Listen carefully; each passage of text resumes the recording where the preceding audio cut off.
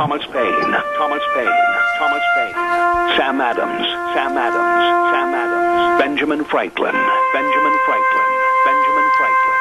These men spoke up for what they thought was right. From their courage came such documents as the Declaration of Independence and the Constitution of the United States. From their willingness to speak what was sometimes unpopular but right, we enjoy such liberties as freedom of speech, the right to keep and bear arms, and freedom of religion. There are those who still wish to oppress our freedoms, and there are still patriots willing to stand up and defend life, liberty, and the pursuit of happiness. Men like Zeb Bell, who honor our founding fathers and what they stood for. It's now time for Zeb at the ranch, speaking up and defending your freedoms. Brought to you by Magic Valley Les Schwab Tire Centers and all of the other great advertisers on the program. And now, Zeb Bell. A man walked into a store, and the clerk asked him if he could be of any help and assistance. Yes, the man replied. Do you have any country sausage? The clerk looked at him and said, are you a redneck? And the guy said, well, what kind of a question is that? If a man comes in and asks for Polish sausage, do you ask him if he's a Polak? If somebody comes in and asks for Italian sausage, do you ask him if he's a Dago? Well, if a woman asks you for bratwurst, do you ask her if she's a German? The clerk said, no. But this is a hardware store. Good morning, everybody. Here we go with Kate Smith and God Bless America, followed by a Patriot with our Pledge of Allegiance. Call in on a Tuesday, April 24th. And a good morning to you and yours as we struggle along trying to get rid of this cold. And bear with us today with my little raspy throat, but we're going to have a good day. Right now, let's go to the phone line and tell you that Zeb at the Ranch, of course, brought to you by our major sponsor, your Magic Valley Les Schwab Tire Centers, all 7 locations serving you with a big spring tire sale going on right now. And also some of our great advertisers like Burley Physical Therapy and Rehabilitation at 1263 Bennett Avenue, Suite 2 in Burley, helping you get back to being you. Right now, let's go to the phone line. And good morning, Pledge of Allegiance person. Good morning, sir. Yes, sir. I pledge allegiance to the flag of the United States of America and to the republic for which it stands, one nation, under God, indivisible, with liberty and justice for all. Very well done, my dear friend Doug. Call back a little bit later. I think we're going to raise your ire a little bit. I know you are. All right, buddy. Thank you. Calls welcome, 436-2244, 1-866-927-4587. Time for the weather. And the weather brought to you by K&R Rental at 256 South, 600 West of Hayburn, right there on the Burley Paul Highway. You couldn't miss it. And they've got all the power rakes and the rototillers to get your garden ready, and the lawnmowers and the forklifts and the power tools. Oh, it's all there at K&R Rental in Hayburn. Number to call, 678-3122. Right now, here's Gina with the weather. Put on your garden hats because it's going to be a nice day today to be working outside. Here's your weather forecast for Zeb at the Ranch. Sunny skies for today. Winds out of the east-northeast, right around 10 miles an hour. We are expecting gusts as high as 22 miles an hour with a high of 63. Tonight, clear skies. The wind's dying down, low of 36. Tomorrow, sunny skies with a high of 73. Mostly clear for tomorrow night, expecting a low of 41. For Thursday, sunny skies.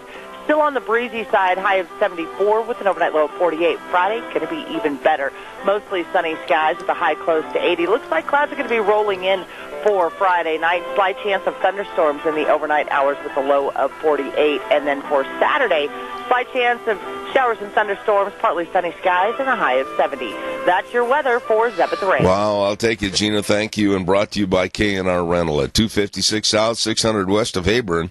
Roger and the crew, they get there early in the morning and open the doors at 7 a.m. They are there to serve you with all the tools and equipment you need for any project. K&R Rental, Burley Paul Highway, 678-3122. Want to remind you, too, that Thursday sale day at the Burley Livestock Sale Yard at 1100 Occidental Avenue in Burley. Number to call for cattle consignments and sale information, 678-9411. The sale that works for you with Merv May, Cade Rogge, and Lance Udy. You be sure and get a hold of them today. Burley Livestock Sale Yard, 678-9411. Sale Thursday at 10:30. Don't you miss it. You know what? Right now, we're going to listen to this good word for Brad Little, and we'll be right back. Can we trust Boise developer Tommy Ahlquist? When Obama and Pelosi were trying to grab our guns, Ahlquist was one of the Democrats' top donors in Idaho. Tommy Ahlquist is so liberal, he wouldn't even vote for Donald Trump over Hillary. Now Ahlquist wants to be governor. His plan? Raise taxes on everything, from farm equipment to haircuts. Top Democrat donor.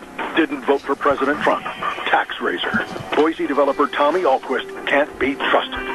Brad Little is a third-generation Idaho rancher who isn't afraid to stand up and fight for our conservative values. Brad Little is pro-life, pro-traditional marriage, and pro-Second Amendment. Brad Little believes in less government, lower taxes, and more freedom. Brad Little is the conservative champion we can trust. A rancher, a conservative, a courageous leader. Brad Little will be the strong governor Idaho families need. Paid for by Brad Little for Governor, Vicki Risch, Treasurer. Thank you very much. And right now, don't forget to our friends at Daryl's Cleaners. Oh, my goodness. Hello, Kevin. Hello, Cindy. And if you've got something that needs to be cleaned, you take it in there, and it's going to come back to you brand spanking new. Wow, they do a great job. Hey, don't forget, don't throw those winter coats and the sweaters and everything else in the closet or in the drawer. Take them in. Get them clean now. It's better for your clothes, and they'll be ready to wear next fall when the temperature changes again. So you get in there today at 1223 Albion Avenue in Burley. Daryl's Cleaners, the best. You stop in and see them today. I had this note sent to me, and I got to get this on the air. Gubernatorial candidate Raul Labrador will be speaking in the Mini-Cache area tomorrow, Wednesday 25th, at Perkins Restaurant Orange Room at 3 p.m. Once again, that's tomorrow. Raul Labrador will be speaking at the Perkins Restaurant Orange Room in Burley at 3 p.m. So for those of you that want to go and hear what he has to say, there you go. Calls are welcome and appreciated. 436-2244, 1-866-927-4587. By the way, too, Kevin Williams wants your vote May 15th for running for State Representative, District 27. Kevin is pro-Second Amendment, and he believes in our freedoms. Kevin is pro-teacher support, and Kevin is very supportive of our police and ag economy. Fresh new ideas for a stronger, more productive Idaho. Paid for by Kevin Williams for State Representative District 27, Kevin Williams, Treasurer.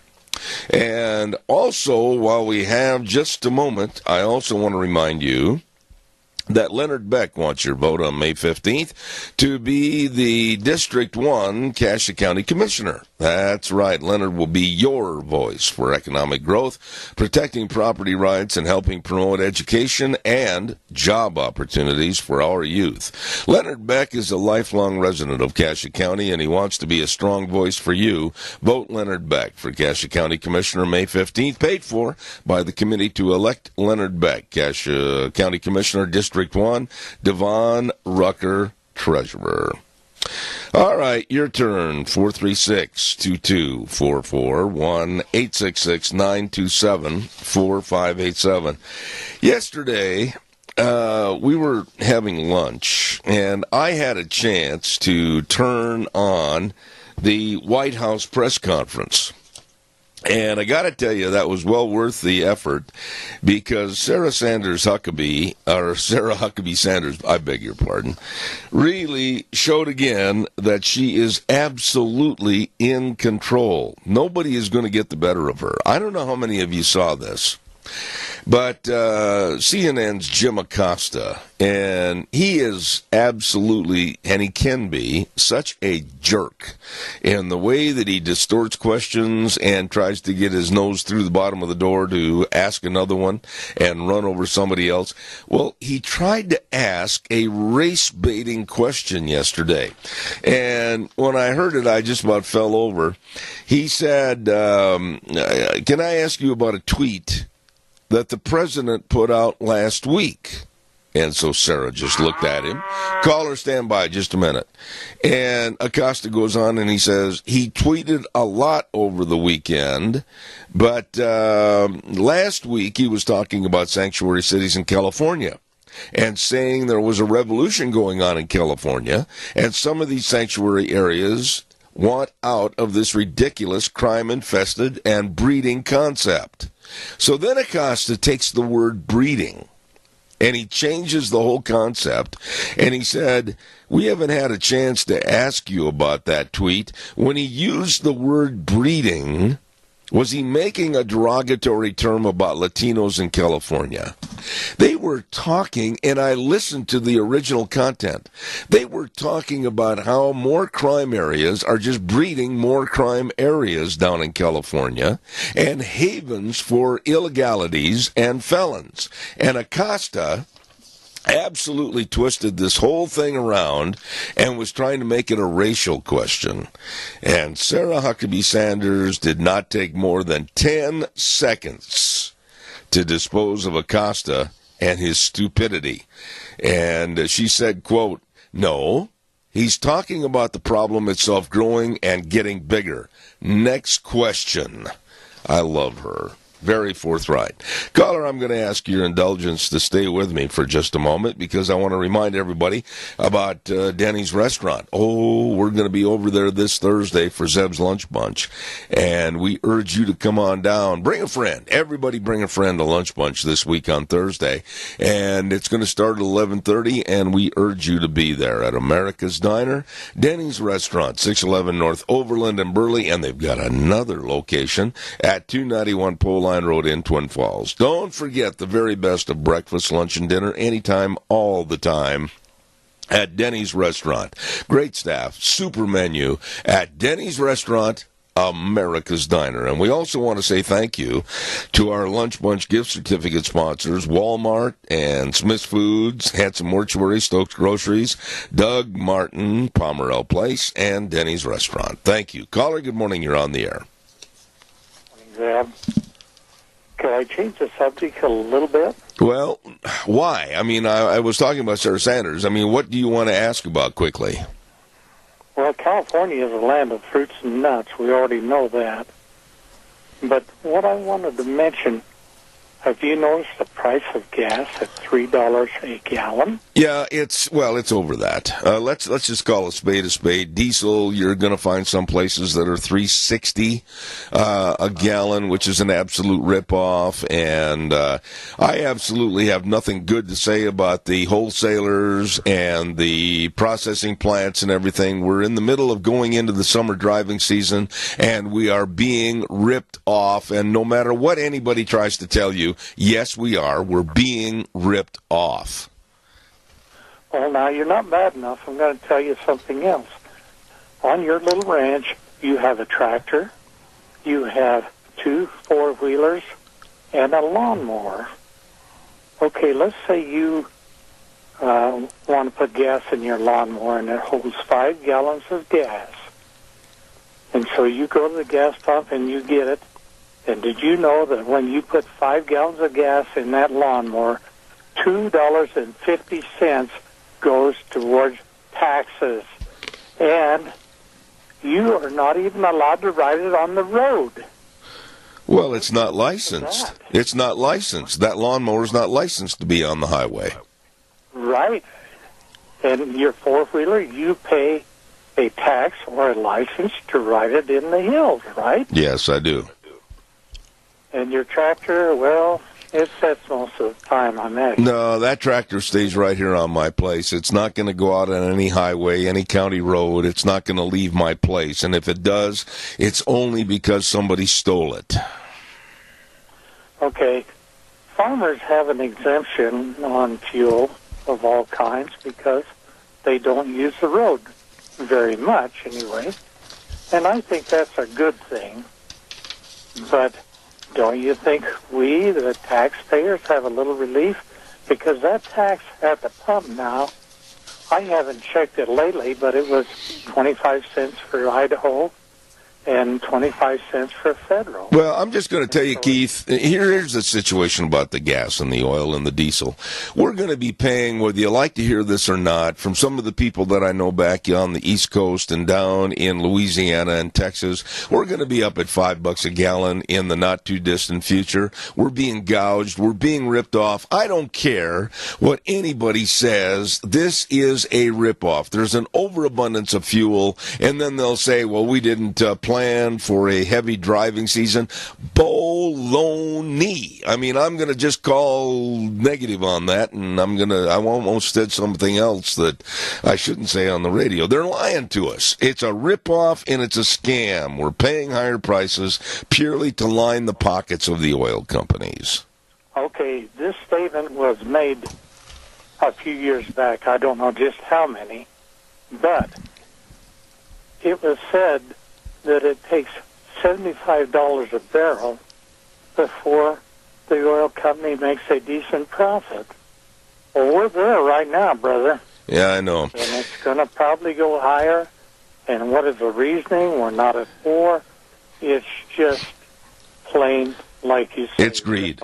It's greed. It's a ripoff. It's greed. And every time I talk to somebody connected in the wholesale end of this thing, or anybody connected to one of the franchises, the big oil company names, I just want to punch them right in the nose. I get so absolutely upset that the American public is absolutely going to have to bow to the throne of the big oil companies' whims whenever they want to make a larger, absolutely no-cap profit. And I know you know what's going on, and a lot of people should. I got to run, Keith. Thank you very much. I appreciate it. Well, please, the people who work at these convenience stores and gas stations, please don't jump all over. It's not their fault. It's not the retailer's fault whatsoever. I got to run. Thanks, Keith. Don't forget Pomerelle Place, a place for seniors and senior living, offering the ability for seniors to maintain their independence both safely and comfortably. All you need to do is call the number and maybe stop in for a guided tour. They're really nice people over there, Holly and the rest of the crew, at 677-8212. Pomerelle Place, located at 1301 Bennett Street in Burley. And again, that number is 677-8212 Pomerelle Place, a place for senior living.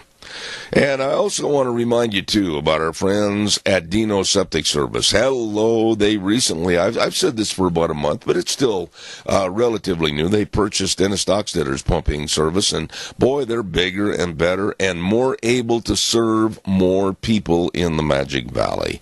Septic tanks pumped and septic tanks and drain fields installed, backhoe service, sewer and sink drain lines cleaned. They can do it all, and they're fast, they're fair, and they're friendly. Very nice people.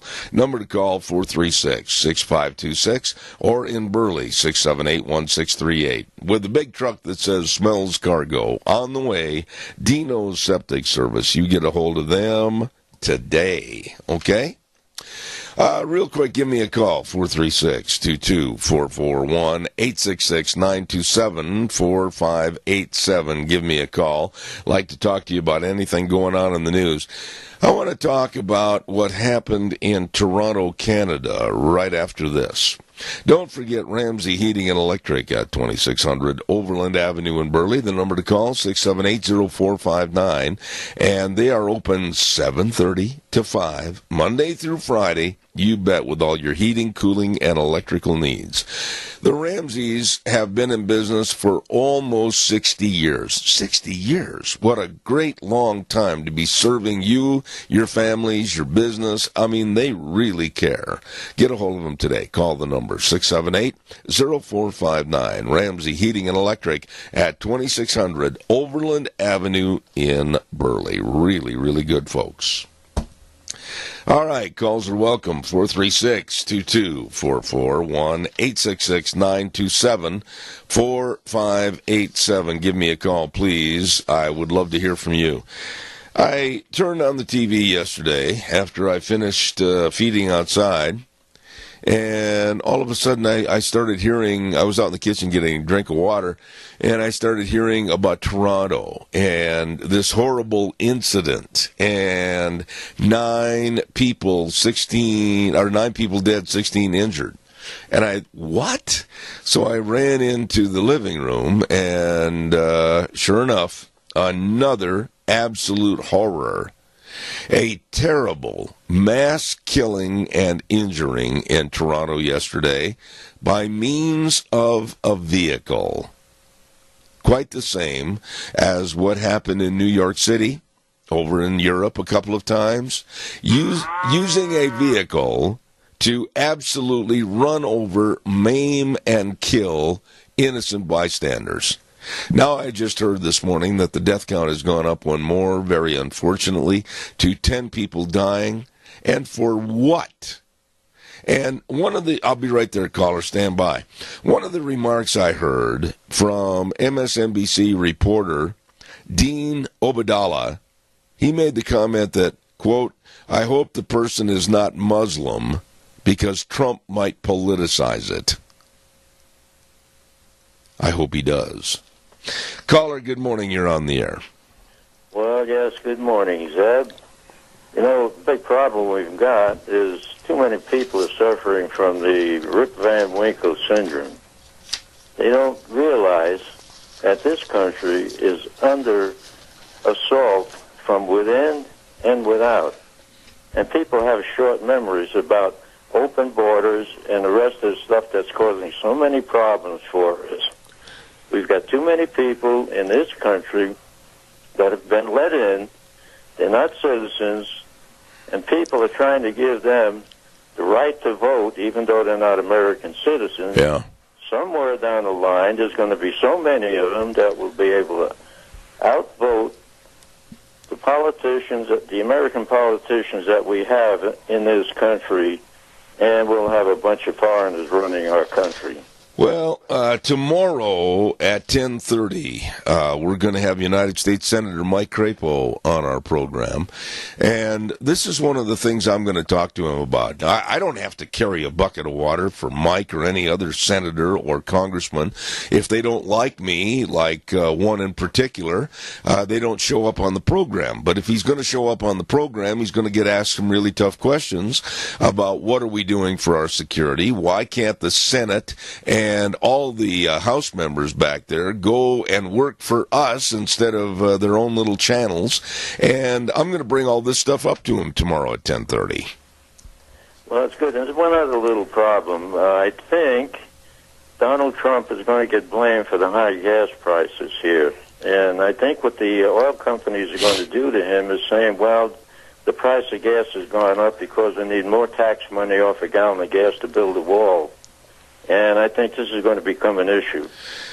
I honestly am afraid that gas prices are going to put us in the same financial terror, if you will, that happened not too many years ago, because the elderly on fixed incomes, i.e. you, i.e. me, and others, are going to find it hard-pressed to hardly get out of the house the way the prices are going up. Tony, God bless you and Mary. Thank you for your call this morning. You're welcome. All right, my dear friend. Thank you. Don't forget, and I apologize for the raspy voice this morning, folks. I've never had a cold like this in a long, long time. Don't forget, Airvana is defined as the ultimate level of comfort you'll achieve with the presence of a new Lennox home comfort system. When you buy a new Lennox system at Ramsey Heating and Electric, you can get up to $1,700 in rebates. Airvana is just another way to make you feel better. So call Ramsey Heating and Electric at 678-0459. Or visit them online at ramseysonline.com. And real quick also, don't forget our dear, dear friends at Burley Physical Therapy and Rehabilitation, and I mean that. They really helped me when I was down from some surgeries and I needed to get back halfway to where I was before. Woo, man, they helped. Nick Greenwell and all the physical therapists there at Burley Physical Therapy and Rehabilitation, 1263 Bennett Avenue, Suite 2 in Burley. The number to call, make an appointment. They can help. They will help you. 678-1191. That number again, 678-1191. Burley Physical Therapy and Rehabilitation, 1263 Bennett Avenue, Suite 2 in Burley. Okay, let's see. Right now, I want to remind you about our dear, dear friend, and that's, of course, Fred Wood. Why in the world would anybody want to turn out a man that has worked hard for his district and say goodbye? Well, you don't. You keep him. You vote for him. You re-elect him. Re-elect Fred Wood, District 27 on May 15th. It's true. Integrity serving you, Fred Wood, for District 27, and paid for by Steve Westfall, Treasurer. Thank you. Once again, I'd like to have your calls. I got a little raspy throat, and that sure would help me. I'm drinking water and hot tea. Deanne, if I could have some more of that hot tea, I'd sure love it. Thank you very much. And ice water's not bad either. Thank you. Let's see what else have we got cooking here real quick. Oh, we got to get this word on for Tim Darrington. And don't forget, May 15th, re-elect Tim Darrington as Cassia County Commissioner for District 3. Tim knows that Cassia County has a lot to offer with its heritage and history, and he wants to help move the county forward. Tim Darrington has been very involved with the updating process of the county policy reimbursement and the updating of Cassia's software. Re-elect Tim Darrington as Cassia County Commissioner, District 3, May 15th, paid for by Darrington for Commissioner Gail Erickson, Treasurer. All right, your turn. Give me a call. I'd love to hear from you. 436-2244, 1-866-927-4587. Shania Twain, I mentioned this yesterday, and Shania is a great, great singer and has had some very, very good records and recordings out. But she, like many people in the entertainment industry, has to be, I guess, a coward. She made a comment, excuse me, she made a comment when she was being interviewed by a magazine up in Canada that if she was a United States citizen, she would have supported Donald Trump for president in the election. And all heck broke loose. And the liberals are coming out of the woodwork, and they're absolutely demanding of her that she issues an apology for saying something so absolutely evil, according to them, that she would have voted for Donald Trump. And you know what? She fell. She said, okay, I'm sorry. You know, that is the problem in society today. Nobody has the guts to stand up for their conviction. Now, she said this about Donald Trump and her possible support, and then all of a sudden the liberals came out of the woodwork and they started making threats against her. They started making threats about her concert and ticket sales, and she was cowed and turned into a coward because of the left and their threats. What are your thoughts about this? Give me a call, 436-2244, 1-866-927-4587. I want to also remind you, and I hope I can keep my voice for the full 3 hours this morning, Idaho needs Nonini. Bob Nonini for Lieutenant Governor. Vote May 15th for a proven effective conservative leadership. Bob Nonini has 25 years' experience in local and state Republican politics. He believes in quality, affordable health care and, of course, parental choice in education, and he wants to create a positive business climate with limited government involvement. Vote for Bob Nonini for Lieutenant Governor on May 15th, paid for by the committee to elect Bob Nonini, Lieutenant Governor. Treasurer R. Scott Hogue. All right, your turn. Give me a call, please. I'd like to hear from you. You could help me out a little bit. Give me a jingle on the landline, 436-2244, 1-866-927-4587. In a similar story, the black lady, Candace Owens, I don't know if you heard about this or not, but she is a very conservative, right-wing talk show host, and she's on the internet. She lets her feelings known about how she feels about conservative politics. Now she is also under the gun, so to speak, by the liberals, and they are demanding that her voice be stymied. Caller, good morning. You're on the air. Good morning again. I feel so sorry for you, Zeb, but you're doing a pretty good job. You know, this is Shania Twain, because she's not an American citizen, she couldn't vote. Well, we know that. About all these other people that's come into this country that have been voting, what is the deal? Well, we know that Shania Twain can't vote because she's not a citizen, but she said if she was here, she made the comment that she would have supported Donald Trump. That's what she said. Yes, and I really am proud of her for saying that, but how much abuse can someone like her take? You know, they threatened her concert to boycott it and all this kind of stuff. Boy, the left has really become powerful. Well, they're nothing more but Gestapo punks and thugs. That's all they are. Deanne, thank you so much for that hot tea. I appreciate that. They're nothing more than Gestapo punks and thugs that if they don't get their way, if they don't mold your mind into their way of thinking and you don't profess their key points that they want said, they're going to come get you. And it's about high time that all of us just basically told them to crawl back under the rock that they came from. The tragic thing of it is that it's not necessarily the threat to them, but to their families. Oh, I agree with that, yeah. When they start talking about your son or your daughter of doing harm to them, I don't think you'd give in, but it would sure worry you. No, well, wait a minute, though. Wait a minute, Keith.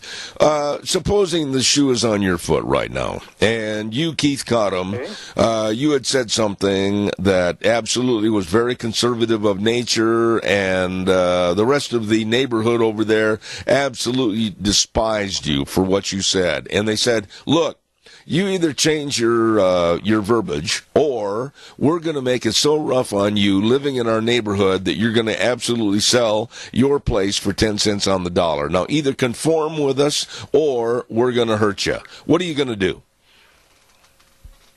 I guess I'm going to get hurt. Well, really, it's not funny. It's not a bit funny. No, it's not. Of the things that they could do to make your life miserable. And there's just no telling what people will do, because the words out of their mouth, it's kind of like a barking dog. Well, let me just say this. They won't bite. Yeah, let me say this, Keith, real quick. Back in 2007, and I keep going back to this because the state Democratic Party here in the state of Idaho was after me. They tried to call me a racist and everything because I was against Barack Obama. And at the same time, to show their complete lack of intelligence, I was supporting Condoleezza Rice. And the last time that I looked, she had the same shade of skin that Obama had. And they made all kinds of threats to me and everything else, and you just got to look them in the eye and say, crawl under the rock.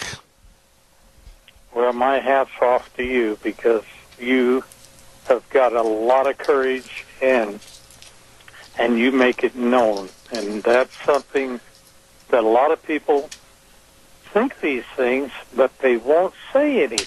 Well, it was after a lot of consultation with a very dear friend of mine that I absolutely said, no, I'm not going to put my tail between my legs and run away.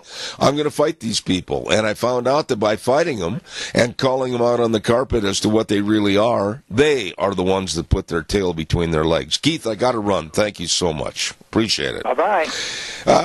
Excuse me, caller, I'll be right there. Don't go away. Please, I need you to talk to me. My voice is about had it. it. Don't forget Barry Equipment and Rental, sales, service, and parts. They've got 3 locations, 159 West Highway 30 in Burley, 465 Addison Avenue West in Twin Falls, and, of course, Nampa location. They are the best. You be sure and get a hold of them today for all your equipment rentals and retail equipment sales. The best serving you.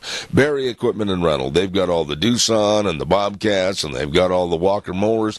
Everything available for you at Barry Equipment and Rental in Burley, Twin Falls, and Nampa. Caller, I'll be right there. Stand by. Don't go anywhere. I also want to remind everybody that our friends at Lennox, my goodness sakes, yes, with Airvana, is defined as the ultimate level of comfort you'll achieve with the presence of a new Lennox home comfort system. And when you buy a new Lennox system at Ramsey Heating and Electric, you can get up to $1,700 in rebates. Airvana is just another way to make you feel better. So call Ramsey Heating and Electric today at 678-0459 or go online, ramseysonline.com. Hey, by the way, here's another man that is a treasure to keep in the Senate for the state of Idaho, and that's Senator Kelly Anthon. On May 15th, vote again for Senator Kelly Anthon, District 27. Proven leadership, underline that. With strong conservative values, Senator Kelly Anthon wants to preserve our Western small-town way of life, serving you in the Idaho Senate. Kelly believes in low taxes, the Second Amendment, and minimal government in our lives. Amen. Remember to re-elect Senator Kelly Anthon, District 27 on May 15th, paid for by the Committee to Elect Kelly Anthon, Idaho State Senate. Caller, I'm sorry to keep you waiting. Go ahead, please. Good morning, Zeb. Hey, there's a barrage of things out there that could be talked about and so on and so forth. But the thing I want to put out there is these liberals and their things against guns and stuff like that, and bringing up how many kids was killed with guns and so on and so forth.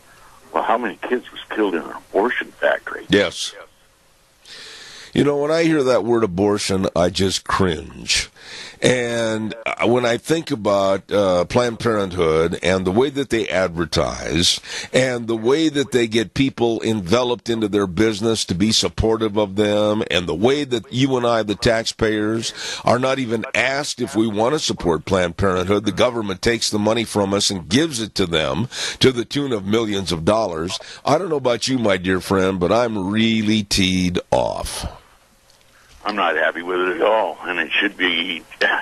It should have never been.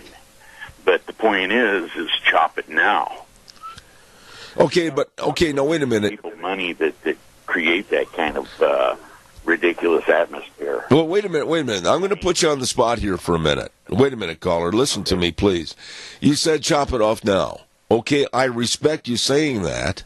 But you've got to come up with some kind of a avenue of approach as to get them cut off. I'm not happy about it. I vocalize it every day on my radio program. What are you doing, or what are you and groups of other people going to do to say to your senators, congressmen, etc., chop it off? Well, it's real simple. I mean, the whole point is this Planned Parenthood is basically to destroy the United States, because if you're not having humans, then you're not having a state. I think I follow that. Go ahead and kind of give me how you mean that. What I'm saying is if you discontinue life, you don't have life. Oh, I totally agree. If you compile this group of people over here and deny them children, then when you get to the big picture here, these people are gone. I agree. You know, the other day I carried a story on this program about how in certain parts of the world, if a person goes in for a checkup, a woman finds out that she's going to have a Down syndrome baby, they want to go ahead and say, oh, go ahead and abort it, just kill it. And I just am so mad and so infuriated over that lack of respect for human life. Killing. Absolutely. Killing is killing. Thank you, sir. What color you painted? Killing is killing. I agree. Thank you for calling. What you want to classify it is, killing is killing. Absolutely. And murder I think is a better term. That's what it is. I got to run. I got other calls. Thank you, sir. I appreciate you. Thank you. Caller, here's the deal. Thank you, sir. Caller number 2, I'll be right with you, but I've got to get this in real quick. As you know, we're at a busy time of the year with the primary season, and we're going to have this good word for Fred Wood, and then we'll go right to the weather and then get you on the air. Re-elect Representative Fred Wood, District 27. Here's Fred's views on education. Zeb, education is the basis of a skilled labor force that keeps our economy vibrant and growing. In the last 4 years, the legislature has increased new funding for secondary, professional, technical, and higher education by more than $100 million per year, ensuring an education system capable of meeting our future workforce needs. Vote May 15th. Representative Fred Wood, District 27, paid for by the committee to re-elect Fred Wood, Steve Westfall, Treasurer. Thank you, and right now I want to get the weather on here for some dear friends of ours at Mount Harrison Audiology and Hearing Aids. You can trust your hearing to 2 wonderful doctors of audiology, Dr. Mitchell and Dr. Pickup, serving you at Mount Harrison Audiology and Hearing Aids, right behind the Minidoka Hospital, across from the emergency room. The number that you need to call to make an appointment, 312-0957. I wonder if they can help my voice. 312-0957. Mount Harrison Audiology and Hearing Aids. You give them a call today. Right now, here's Gina with the weather. Put on your garden hats because it's going to be a nice day today to be working outside. Here's your weather forecast for Zeb at the Ranch. Sunny skies for today. Winds out of the east-northeast, right around 10 miles an hour. We are expecting gusts as high as 22 miles an hour with a high of 63. Tonight, clear skies. The wind's dying down, low of 36. Tomorrow, sunny skies with a high of 73, mostly clear for tomorrow night, expecting a low of 41. For Thursday, sunny skies, still on the breezy side, high of 74 with an overnight low of 48. Friday, going to be even better. Mostly sunny skies with a high close to 80. Looks like clouds are going to be rolling in for Friday night. Slight chance of thunderstorms in the overnight hours with a low of 48. And then for Saturday, slight chance of showers and thunderstorms, partly sunny skies, and a high of 70. That's your weather for Zeb at the Ranch. Thank you, Gina. And the weather brought to everybody by some wonderful people that are committed to your hearing health. And that's, of course, Mount Harrison Audiology and Hearing Aids. And the number to call for an appointment, as I almost coughed, is 312-0957. You be sure and give them a call today. Caller, good morning. I am so sorry to keep you waiting. Go ahead, please. That's all right, sir. I understand. Hey, is your sore throat from a cold, or is it just a sore throat? I have had the mother of all colds decided to settle in my fat, chubby little body, and I could feel it coming on. About 7 days ago, I said to myself, when a little light went on in my head, you're going to get really sick. And I did. I didn't lessen the fact I did. Oh, it's too bad. Because if it's just a sore throat, I've gargled with aspirin. And that seems to help it. No, it's a cold that's been coming on, and I only get one cold every 3 years. But it absolutely could go in the Guinness World Book of Records as a doozy. It's a man cold, right? Oh, my, yes. Hey, talking about this Planned Parenthood, people need to look at the history of it and the gal that started it and the reason she started it. I agree. I mean, it was to eliminate the black people. But along with Planned Parenthood, if the Democrats and them are going to make us donate money to Planned Parenthood, then I think we ought to make the Democrats donate money to NRA to help gun safety. Yeah, Doug, let me ask you a question. And I would imagine, as a businessman over in your area, that you go to various meetings and you might be friends with other business leaders, etc., and community leaders. Doesn't it shock you, honestly, that the amount of people and who some of the people are that support Planned Parenthood that you think are good Christians? It does.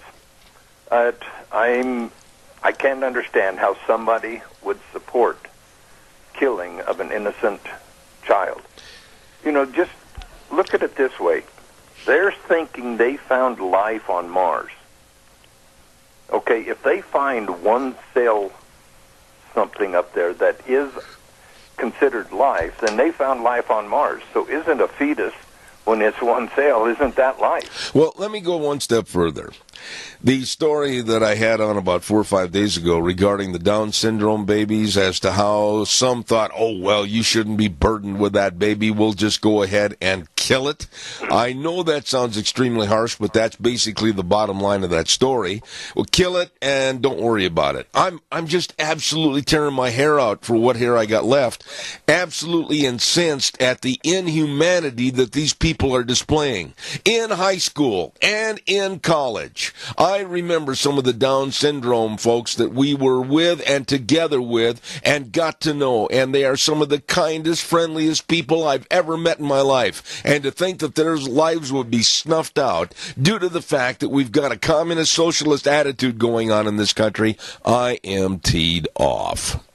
Yes, if you've been around them, I've been around some. I've known some families that have Down syndrome kids in it, and they are such a blessing to that family. Absolutely. They teach that family how to have the love of a dog for his master. It's a human life. It's a human life. Let's start treating it as such.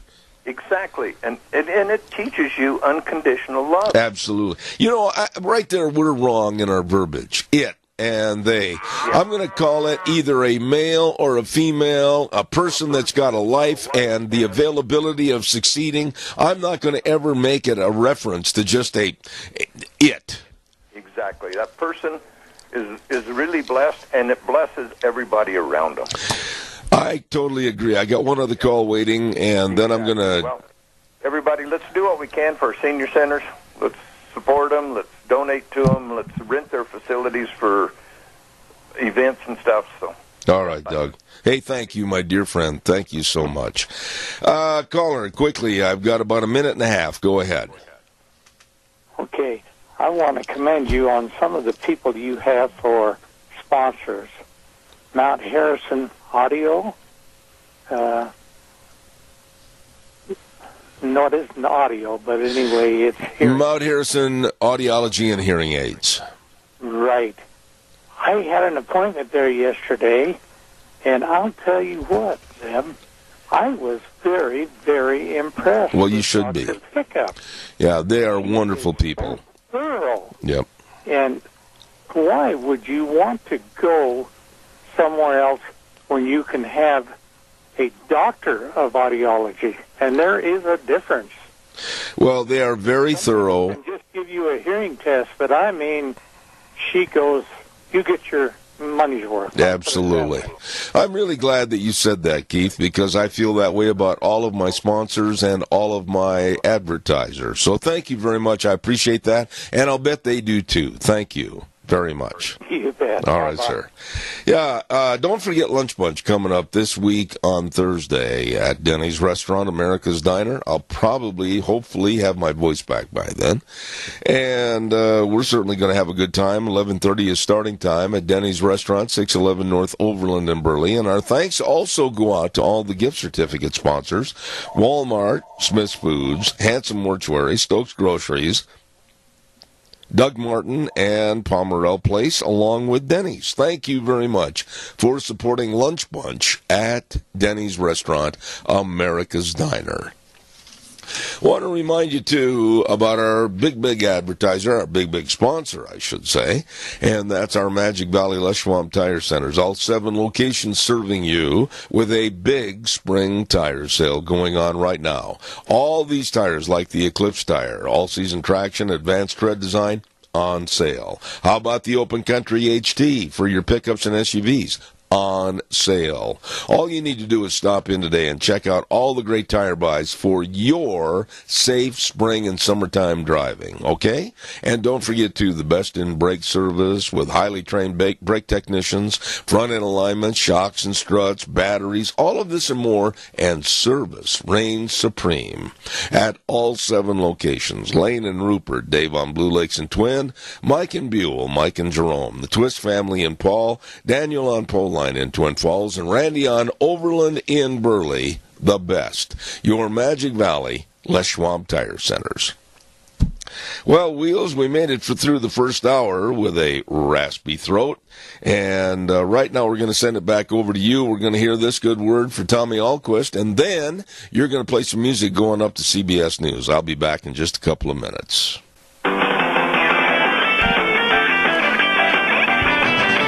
And a good morning to you and yours on a Tuesday, April 24th, Zeb at the Ranch, and of course brought to you by our major sponsor, your Magic Valley, Les Schwab Tire Centers, all 7 locations serving you with a huge big spring tire sale going on right now. Thank you. And our great advertisers, including Burley Physical Therapy and Rehabilitation at 1263 Bennett Avenue, Suite 2 in Burley, always helping you get back to being you.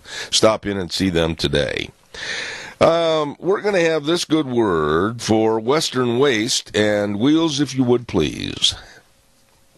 From the canyons of the Snake River and all across southern Idaho, we're always at your disposal. Western Waste Services, we care about our community, our resources, and this great land. Western Waste Services is lending a hand, always at your disposal. Western Waste Services. Western Waste Services, always at your disposal. And don't forget, you can call them at 734-6969. Order a dumpster in various sizes, and if you're like me, put it out back of my office window.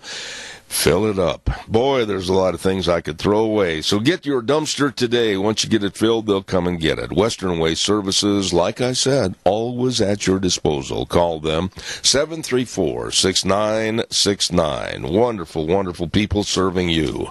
Wheels, before we get our guest on the air this morning, can we have this good word, please, for Brad Little? Can we trust Boise developer Tommy Ahlquist? When Obama and Pelosi were trying to grab our guns, Ahlquist was one of the Democrats' top donors in Idaho. Tommy Ahlquist is so liberal, he wouldn't even vote for Donald Trump over Hillary. Now Ahlquist wants to be governor. His plan? Raise taxes on everything, from farm equipment to haircuts. Top Democrat donor. Didn't vote for President Trump. Tax raiser. Boise developer Tommy Ahlquist can't be trusted. Brad Little is a third-generation Idaho rancher who isn't afraid to stand up and fight for our conservative values. Brad Little is pro-life, pro-traditional marriage, and pro-Second Amendment. Brad Little believes in less government, lower taxes, and more freedom. Brad Little is the conservative champion we can trust. A rancher, a conservative, a courageous leader. Brad Little will be the strong governor Idaho families need. Paid for by Brad Little for Governor, Vicki Risch, Treasurer. And right now, back on the program this morning, thank you very much. We get a chance to talk to one of our political figures that's running for the District 1 Minidoka County Commissioner job, Carl Hansen. Carl, good morning to you. How are you? Good morning, Sam. He hasn't called in yet. So. No, he won't be calling in because he's right here in the studio, Wheels. I apologize about that. All right, thank you. Carl, why would anybody in today's age want to become a county commissioner? I think it's almost a thankless job, isn't it? At times, I think it certainly can be. I think what you have to do is focus on as many facts as you can get. I think one of the problems you have with making decisions is emotional involvement that can distort a lot of facts. You have to stick to the figures. When you look at Minidoka County, give us a little case history about yourself. I mean, how long have you been here? Are you born and raised here in this area? What are your hopes and aspirations? I mean, give us kind of a thumbnail sketch. I was born in Idaho Falls, raised in Shelley and Rexburg, graduated from high school in Rexburg. I've lived in smaller communities just about all of my life. Okay. Had my own business for 14 years in Shelley. Decided I needed to make a career change. Went back to grad school. Ended up in the hospital business and did that for 30 years. Okay. Now, you were affiliated with Minidoka County Hospital, weren't you? For 18 years, yes. Okay, so now you want to be a county commissioner. And what do you see as far as your wants and your likes? What do you see that you want to try to do for Minidoka County? I think that communication and relationships. I'd like to use some of the tools that I've used over the years running hospitals, In county decisions, specifically the use of business plans, feasibility studies, how to put those together. One of the problems, like you and I had talked previously, is there are a lot of decisions that come up where people weigh in without the facts. And I think the purpose of a feasibility study or of a business plan is to put the facts out there in front of people to where they see what the data actually says. Carl, over the years that you lived in this area, are you surprised or not that the county hasn't grown bigger and progressed farther than it has? No, not really. I think as you look realistically at the county, it is a rural county. Right. We're not a destination community. It's more of a working community. And I think what you're seeing right now, though, is probably more growth than what we've seen in the 22 years that I've been here. A lot of residential growth. There's some business expansion going on, and it creates its own set of challenges that I don't think we've experienced, for the last, since Simplot's left. Well, let me ask you this question then. Geographically, I have said for a long time that I think a sleeping giant is Minidoka County and Cassia County because of where they are geographically in proximity to going either to Salt Lake or to Boise or wherever. I mean, people have got to travel through your area. Yes. Very much so, and a good way to find out how much traffic's actually going through there is to get on the freeway now that it's all one lane for a number of miles see how much traffic's actually there. But I agree with you. I think there's a lot of untapped potential in our area. And I would say most specifically about Minidoka County.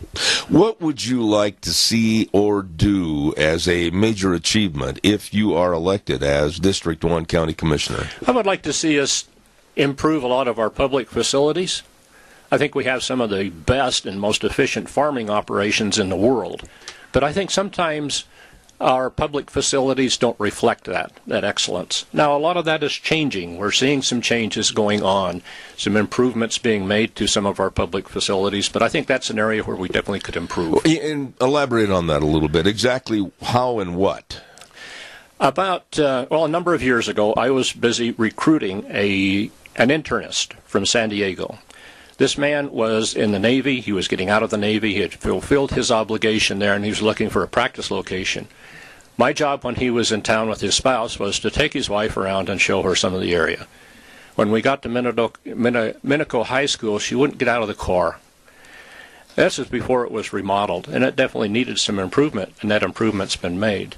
But I don't think we can recruit and retain the top-notch people that we'd like to see, or the top-notch employers, when we look run down or like a third-world country. If we want the excellence, we need to look like it. And I think we have some outstanding farming operations and food processing, really remarkable. I would like to see us start to reflect that excellence in public facilities. So what are your ideas or goals, if you're a county commissioner, to try to enhance that? I mean, you must have some kind of a track laid out. I think the best way to explain my feelings about it would be to look at what happened with Minidoka County Hospital, with Minidoka Memorial in the last 20 years. That would be a good reflection of how I see the county and how I see the chances for improvement. I see. Now, along with being a county commissioner, what else are you involved in? I mean, are you still working as an administrator with hospitals, etc.? No, 29 years of that CEO stuff was enough. Oh, really? You didn't like all the people, etc.? Oh, I love the people. I really miss that since retiring at the end of 2015. But I don't miss the responsibility. I enjoy the hospital environment very much. There's some really interesting things going on in hospitals, especially at Minidoka Hospital. But I don't miss the responsibility, and it came time for a change. Well, when you say the hospital, and I know that there are some excellent people over there at Minidoka County Hospital, that's just one focal point of the county. What other types of businesses would you like to see that you may be able to get into the county? I would like to see us follow through with some of the business proposals that we have looked at already. And I think there are a number of things influencing whether those companies come. Fruit Lac would be one of them. I think there's the opportunity to expand a lot of our businesses that are already here. And I think that's sometimes something we overlook, is what opportunities do we have to expand what we've currently got. What are some of the pluses that you think Minidoka County has as compared to other counties in the state of Idaho that you are aware of, whether it's up in eastern Idaho or wherever? What are some of the pluses that maybe are untapped for Minidoka County? I think the workforce is good. I think the climate is good. Having lived in Rexburg and areas north, I can say I don't miss the snow. Yeah. I think people, opportunity, location, like you pointed out, it is a good location. What about running for this county commissioner position? I mean, what attributes do you think anyone should have to be a county commissioner? The ability to communicate, the desire to communicate. I think you have to like people. I would prefer, from my experience, I think someone in the courthouse with a broad business background could benefit the county. Mm-hmm. That's what I'd like to see there. Is it a job that is a 5-day-a-week job, or are you on call over there? I mean, what time allowances do you have to give to be a county commissioner? It is a part-time job, but that can be misleading when you look at other committee assignments or when the legislature's in session and there are issues that you're weighing in on. It can be fairly busy. You have, in my opinion, and I'm going to toot his horn a little bit, a gentleman over in your area that I think is outstanding, and that's Senator Kelly Anthon. I mean, you should be really proud of that man and what he's accomplished. And there's a lot of great folks over there that want to see Minidoka County really excel and grow over the next couple of years. When you talk about growth, there always are those that say, no, we want to stay just a little kind of a one-horse town or whatever, or a one-horse area. What are your thoughts about that? My experience has been that organizations, including towns and cities, need to evolve. They need to progress and move forward. Now, an individual, for example, who retires, they can back off and kind of live on what they've done, but an organization is a little different, and it has to evolve and it has to develop and grow. I view that as I view the city in that way, and cities in the county as well as the county itself. All right, I've got to take a little break here. I'll be right back. And by the way, folks, this man is running to serve you. And we're talking to Carl Hansen, running for District 1, Minidoka County Commissioner. Give us a call and ask him a question. He'd be more than happy to take your call. Right now, I also want to remind you about others involved in politics for our primaries. On May 15th, re-elect Roger Morley, Jerome County Commissioner, District 3. Roger has always said, yes, we can, when it comes to being pro-Jerome County. He understands local folks and local problems and wants to continue to work for Jerome County with a pro-jobs, pro-agriculture, pro-people attitude. Re-elect Roger Morley, District 3, Jerome County Commissioner on May 15th. Paid for by the committee to re-elect Roger Morley, Jerome County Commissioner, Lorraine Morley, Treasurer. Also, again, another reminder about Airvana, defined as the ultimate level of comfort you'll achieve with the presence of a new Lennox home comfort system. When you buy a new Lennox system at Ramsey Heating and Electric, don't forget you can get up to $1,700 in rebates. Airvana is just another way to make you feel better. So call Ramsey Heating and Electric today at 678-0459 or go to their website, ramseysonline.com. You stop in and see those good folks today.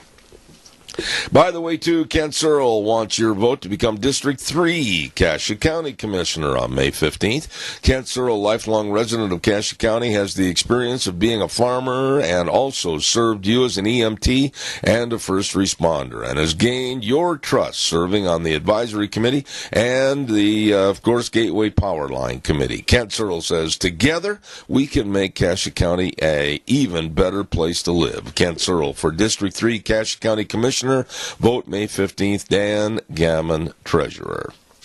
Carl, what are you doing every day to try to bring people to the knowledge that you're going to try to be their county commissioner? I mean, you out glad-handing and running up to people's doors. I mean, what do you want people to know about you more so than anyone else in possibly the race? One of the things that, well, let me mention two things. First of all, I have a broad background in business. I've been responsible for millions of dollars and hundreds of employees for 29 years. I can bring that experience and training to the courthouse. Also, I've been my own boss in a small business that I owned and operated. I know what it's like to meet a payroll, and I know what it's like to meet the regulations. Second thing I'd like to say is something that you mentioned previously about Kelly Anthony. I think he has a vision for the city of Rupert that is great, and I think we need to have that more for the county level. Every time I go to Rupert, and I got to tell you this, and I sit there on the square, and I've announced many events right there on the square. That square reminds me exactly of the city-town square of the movie It's a Wonderful Life with James Stewart. That's what it reminds me every time I go over there.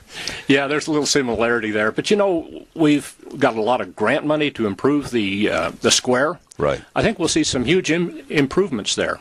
Look forward to that. We have a caller with a question for you. On the air, caller, please go ahead. Hi. I was wondering, what can you do to bring back businesses around the square? We used to have clothing stores, shoe stores, different kinds of businesses where we could go shopping. And there's so many empty businesses now, empty stores. What can you do to help that to grow? I will have him answer that over the air, and thank you, ma'am, for your call. Carl, it's a good question. Small-town America seems to be suffering from that same malady. What are your thoughts? It is a problem. It's a problem in some of the bigger cities as well. You see a lot of empty stores. Right. We're seeing more and more of that as people shop online. It's hard to compete with some of those online stores. As a local business, I experienced that firsthand. I think what we can do about it is try and find businesses that can survive in a smaller community. A lot of these are service-oriented businesses, an electrician, a plumber, professional service, a doctor, for example. These might be the type of businesses that we have in our smaller communities, but it's a real challenge. How do you go about it? And this is a good question, too, because I know quite a few different county commissioners. But how do you go about finding and searching out and visiting and maybe making the invitation for certain businesses to try to come to your respective county? How do you do this? What's the process there? One of the best ways that I have found over the years has been listening to residents and former residents of the community. For example, we may have a chiropractor who has family members in the area and wants to relocate. Or I have a professional student somewhere learning a profession, I should say, rather than a professional student. Yeah, don't go there. Yeah, sorry about that.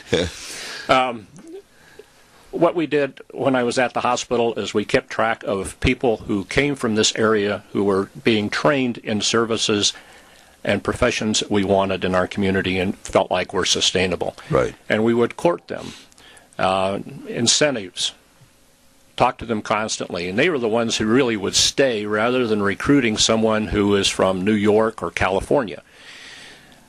People from this area or who would have a spouse from this area were more accustomed to the culture and how we do things and weren't so upset if they didn't have a Target store or one of the other big box stores next door to them. These are the type of people that you need to recruit. And lots of times they have family members in the area. Communication is huge, and then create some incentives that would invite them to come back to this area. Carl, what are some of the most specific items that you would like to address? I've asked this question a little earlier, but what are the most important issues for you to try to get yourself in the water and try swimming to see if you can't make it better? What really is your number one bailiwick that you'd like to get involved in? I believe that, let me say communication. That may sound like a very bland answer. No, I understand where you're headed. But I think lots of times we think communication's done and it's not. That's probably the biggest mistake we make when we communicate. We think it's done. And I think some of the best ideas, like the women's question about what type of businesses we can attract back to our community, are resolved, or answers to those type of issues are found right here in our own community if we just listen to each other. You know, we've heard stories, and look like they're going to come to fruition, that this area is kind of like a newborn. Everybody's looking to this area, whether it's Twin Falls County, Jerome County, Minidoka County, Cassia County. A lot of people want to move here in the state of Idaho. What about planned growth for the future? Is that going to be a lot tougher than you think, or is there a pretty good plan that's going to be perpetrated for all the people wanting to come in here? Well, I think planning for growth is kind of fun. Right now we see a lot of residential growth, and it's creating some issues that we have to resolve with, for example, in our schools. We've had our school administrators going around the county talking about the crowding and the problems we're having. Most of the school problems appear to be in the younger grades. They call it a bubble sometimes, but I question whether it's a bubble or a trend. Again, I think communication is key. What are the facts? What are the choices and options? One of the roles I see for a county commissioner on major issues would be that of providing reliable information and choices to the voters, which requires, again, communication. I seem to be saying that word a lot. Right. What about the fact that I think, and I'll say this, and I'd like you to elaborate on it a little bit, maybe the working together with your neighboring county, Cassia County, on ideas that might really validate bringing some big business into this area and a lot more people. What about those thoughts? I think relationships with our neighboring county is essential. I think they've suffered a bit. I think there's some past history that gets in the way of some communication. I think at some point you have to get past that. Look at the facts involved in the different decisions and make choices. Right. I'm going to ask you right now, and a half hour went really fast with you today. Carl Hansen, give your pitch to the public right now as to why they should vote May 15th for you to become Minidoka County Commissioner, District 1. I do have a vision or an image for the county. It's exemplified by what I've done in the county for the past 20 years. I'd like very much to have the opportunity to implement that. Also, I'd like to take the training and experience I've had from 30 years of hospital management, 29 years as CEO, and a small business owner to the courthouse. I think I can improve things and make a difference. Carl Hansen, a very nice gentleman. District 1, Minidoka County Commissioner is the seat he's running for. Carl, thank you for taking the time to come all the way over here and be on the program, and I wish you success. Thank you very much. Thank you very much. You're very pleasant. Thank you.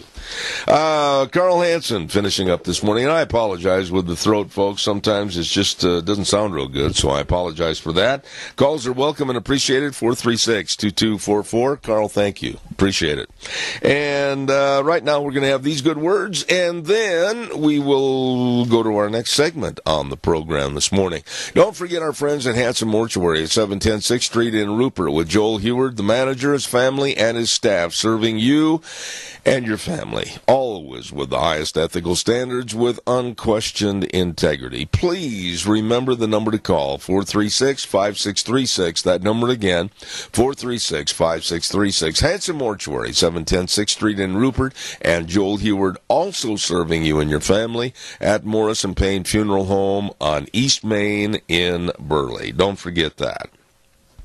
I know a vet clinic that absolutely does a wonderful job for your animals, and that's Ark Animal Hospital at 750 21st Street near Connection Credit Union in Heyburn. The number to call, 678-1177. They are a mixed animal practice, meaning big or small. They love them all, and they can help them all stay healthy. Please remember Dr. Bill and the crew always serving you at Ark Animal Hospital, 750 21st Street in Heyburn. The number to call, 678-1177. They do have the warm hearts for the cold noses.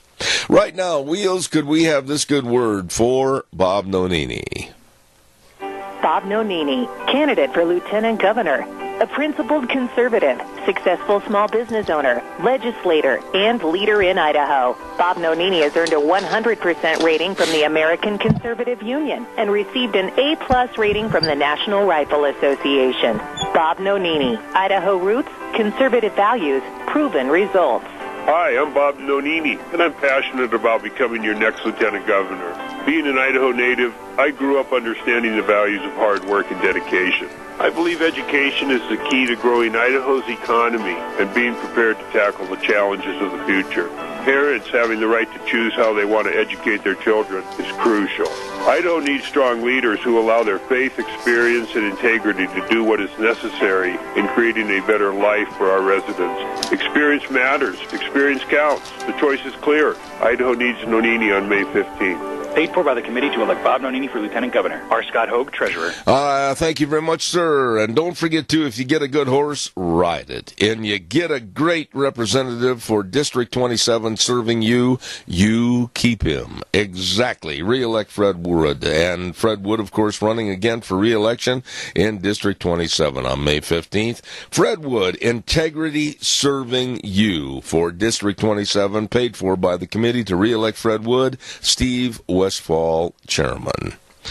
And right now, before we go any further, and we're going to jump over to Miss Vicky's in just a moment, don't forget to our friends at Lee's Furniture, Floors, and More. Listen to this. They've got all the flooring. They've got all the carpet. They've got all the different grades of carpet for you. They've got all the different recliners. They've got the dining room sets. And they've got a great big, newly expanded sleep center. Wow. With all the different mattresses. You're just going to love it. You better take some time today and get in there and visit with Jeff and the rest of the crew at Lee's Furniture, Floors, and More at 459 Overland in Burley. And they're there to serve you with the best of furniture, mattresses, accessories, window coverings. They're there serving you. Lee's Furniture, Floors, and More. Well, right now, without further ado, we are going to go to the phone line and say good morning to the lovely Miss Vicky at Vicky's Country Gardens. Vicky, how are you? Well, I'm just marvelous, Deb. Well, I'm glad you are, because I'd sure like you to help my throat. Have you got a Miss Vicky cure-all over there? Well, you never know. You know, we could come up with some kind of a concoction that'll at least make you feel better. You know, I was just thinking, knowing you like I have over the many years, that was a dumb question to ask you. We could come up with something, I'm sure. Well, what's going on in the world of flowers and growing things? Last week at this time, all their little heads were going down in the soil instead of up, and now it looks like we're going to have a fairly good weather forecast. It's looking a little bit better. It did get a little cold last night, dipped down there, hit about 31 at my house. I knew it was going to when that wind dropped, but now it's supposed to warm up. So ground temperatures are moving up, so I mean, everybody's, if you've got some protection, I think it sounds like we've got wind for about the next 10 days. It's, you know, not going to be high wind, but still enough to damage, you know, plants, newly planted plants. So if you're going to plant like tomatoes and things, try to get some windbreaker, put hot caps over them or balls of water or something to break the lovely wind off of them so they don't get stressed and beat with that. But it's getting close to time to be able to put everything out. Good time to put trees and shrubs in, raspberries, strawberries, all of those kind of things are able to go in without any problem whatsoever. Well, let me ask you this question. What about, like, the flowers? Is it time to prepare all the flower beds? And is it time to get all the trees and shrubs planted? I mean, is it time? It's really getting close. Perennials can go out right now for flower beds and that type of thing. You know, that's not a problem. The geraniums and the petunias, I would say give this week a chance to kind of warm up good. Then you should be pretty safe from there on out to start putting petunias and geraniums and those kind of things.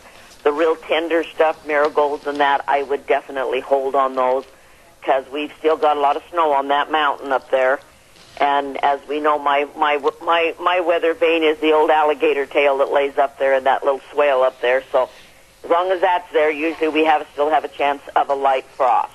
Okay. And so some things will get hit with a light frost, and you know, then we're in trouble. You know, it can take those kind of things out. So just be a little careful. Petunias, geraniums are a little tougher, so they can handle down to about 27, 28 degrees without it doing some major damage to them. I was reading something the other day, and I'm trying to find it as you're speaking, that it's very important for your lawn care to go out, and if somebody's offended by this, I'm sorry, but we're going to say it anyway, and get rid of the doggy dew on your lawn. Why is that so important? Well, I mean, there's good fertilizer and there's bad fertilizer, and dog and cat manure is not good fertilizer. Oh. It really burns lawns. It makes the soil really toxic. So that's why the parks and that, when you take your dog on a walk, they tell you to pick up behind your dog, not only because people don't like stepping in it, but it's not good for the lawns either. So that is something that needs to be taken care of, because it can make the soil kind of in the toxic line, high salts, that type of thing, that can yellow out big spots in your lawn and cause problems. Oh, my goodness. Now, over at the station wheels, can you boost the sound in my headsets just a little bit? I don't want to miss anything that the lovely Miss Vicki is telling me. I've noticed on my lawn in certain places, and we've talked about this in the past, Miss Vicki, a lighter shade of green, kind of an off green, and it's in a circular area. You said that could be some kind of a fungus or something growing there? That can be a fungus. Usually the fungus turns into a dark green. It goes into almost a black green, is what that one does. And a lot of times when you get those light-colored spots, that is a sign of some alkali patches, some alkali soil, that there's not the nutrient in the soil. And that's where your soil sulfur can come in and help break that pH down in those spots. We have a lot. You see it a lot in the fields, and that there'll be just a circle in a field that'll have real yellow beets and things like that. It's usually alkali soil that's doing that. Oh, okay. And so the lighter green is usually the sign of malnutrition, which pH causes nitrogen and iron to lock up in the soil and doesn't release and feed them. And so that's where your soil sulfur put on about 3 or 4 times a year can bring that pH down, and then your nitrogen, you can put all the fertilizer you want on it, but if that pH is high, then you're kind of defeating your purpose, because it won't work because of the high pH. Sulfur lowers that. Always put soil sulfur with your fertilizers when you're putting them down in this area. It just gives them a chance to work better. Okay, now I've got to do a commercial break here real fast, Miss Vicki, and then I'll be right with you, because I've got to tell everybody that Ben Crouch wants your vote to become Jerome County District 1 County Commissioner. Ben Crouch says it is time for a fresh approach in Jerome County leadership, and he's the man for the job. Ben has the basic knowledge and ability to solve problems, and his decisive leadership will help Jerome County. Vote for Ben Crouch, Jerome County Commissioner, District 1, on May 15th. Paid for by the committee to elect Ben Crouch, Jerome County Commissioner, Ben Crouch, Treasurer. Miss Vicki, what about, I had a question come in, and I've been searching for that on my desk that you know is sometimes not the most organized desk. And a person asked me, they said, when you go to a seed store to get your seeds for your gardens, etc., is all the seed absolutely good seed, or can you get some bad seed? Because this lady that wrote this letter, she said last year she didn't have very good luck with certain crops with the seed. Sometimes all the glitters is not gold, or what's the deal here? Well, some of your packaged seeds, kind of depending on your companies, when they start running 10 packages for $1, you know you pretty much can count on that being old seed.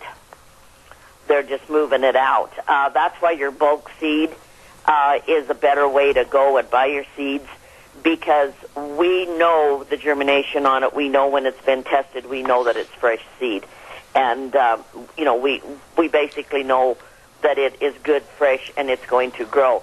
I've tried growing some of the stuff out of some packaged seeds, and the germination is so low on it, and you don't have very many seeds in there either. It's expensive to buy those cute little packages with all them pretty little flowers on there. But you don't get a very good germination rate on a lot of them. They haven't been kept cool. They haven't been taken care of right. And you can't guarantee that it's going to be fresh seed. Even though the package says packaged for 2018, it could have been. But it might have been 2016 seed. Oh. You just don't know. Okay. And you want to, if you are buying packaged seeds, you want to stay with your name brand seeds like Northrop King. Burpee is not a bad one. Some of your more known seeds, they take a little more pride in what they do than some of your little off-brand ones. But like I say, 10 packages of seed for $1 is a sure sign it's old seed. Okay. Now, another question that was emailed to me yesterday, and this lovely lady lives over not too far, I don't think, from you and Rupert, and she said, when we go out and rake, I'm paraphrasing because I can't read this, 3 paragraphs long, but she said, when we go out and rake our lawns in the spring, should we kind of dig down a little bit and kind of really scratch and itch it so that it opens up the pores, kind of like a human? What about that? I never thought about that before. Well, that is a real good deal because a lot of your, even if you don't compost, if you're not running one of the lawnmowers that puts the mulch down, we went through a few years there that was the hot topic, putting, not gathering the grass off, having the mowers that drove it down into the ground. Well, it gets to the point where it gets so thick that then that's where fungus starts to breed. It starts to get started there. If you'll take and rake your lawn really good in the spring and get a lot of that thatch out of there, that lawn will green up and grow. It can just breathe a little bit. The ground can breathe. Your fertilizers can do you better because it can actually reach the ground, reach the soil, and not just lay in the thatch. And about once a year, if you can just, when you're raking, you don't have to tear the lawn up, but you can rake down to where you're pulling a lot of that dead grass out of there. And that definitely opens and aerates and helps your lawn. Okay. See? There you go. You've helped me on an idea there. Now, I want to go back if I could. I think you answered it, but I'm just curious.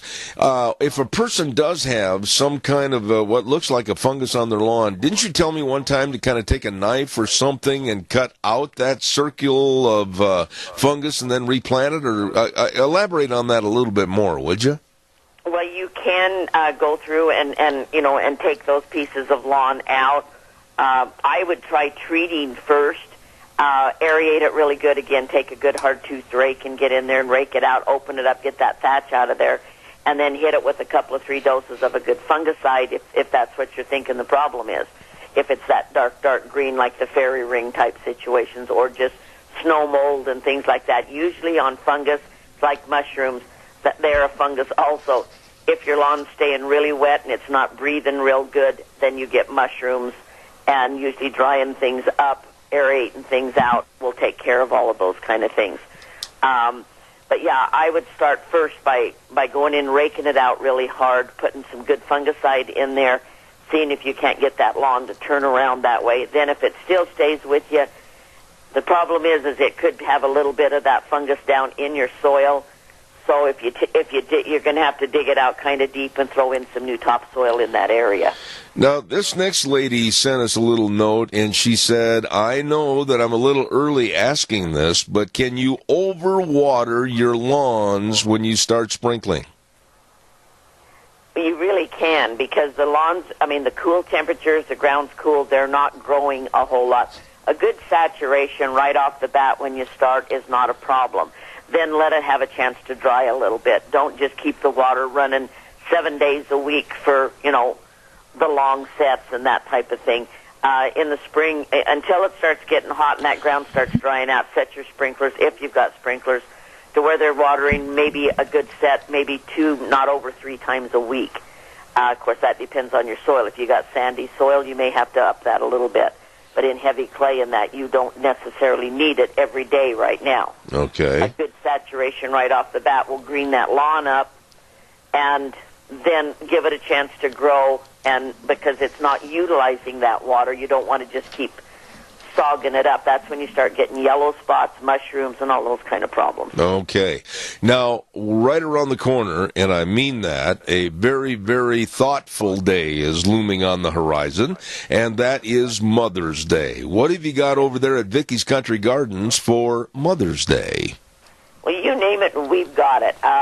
We've got some awesome new planters in to hang out on a patio for like herb gardens. It's like 3-tiered wood planters. They're really neat to see. Easy to plant. You can put You can put them in your house. You can put flowers in them. You can put house plants, or you can do. They make awesome little herb gardens. Not that expensive, and they have a really cool look to them.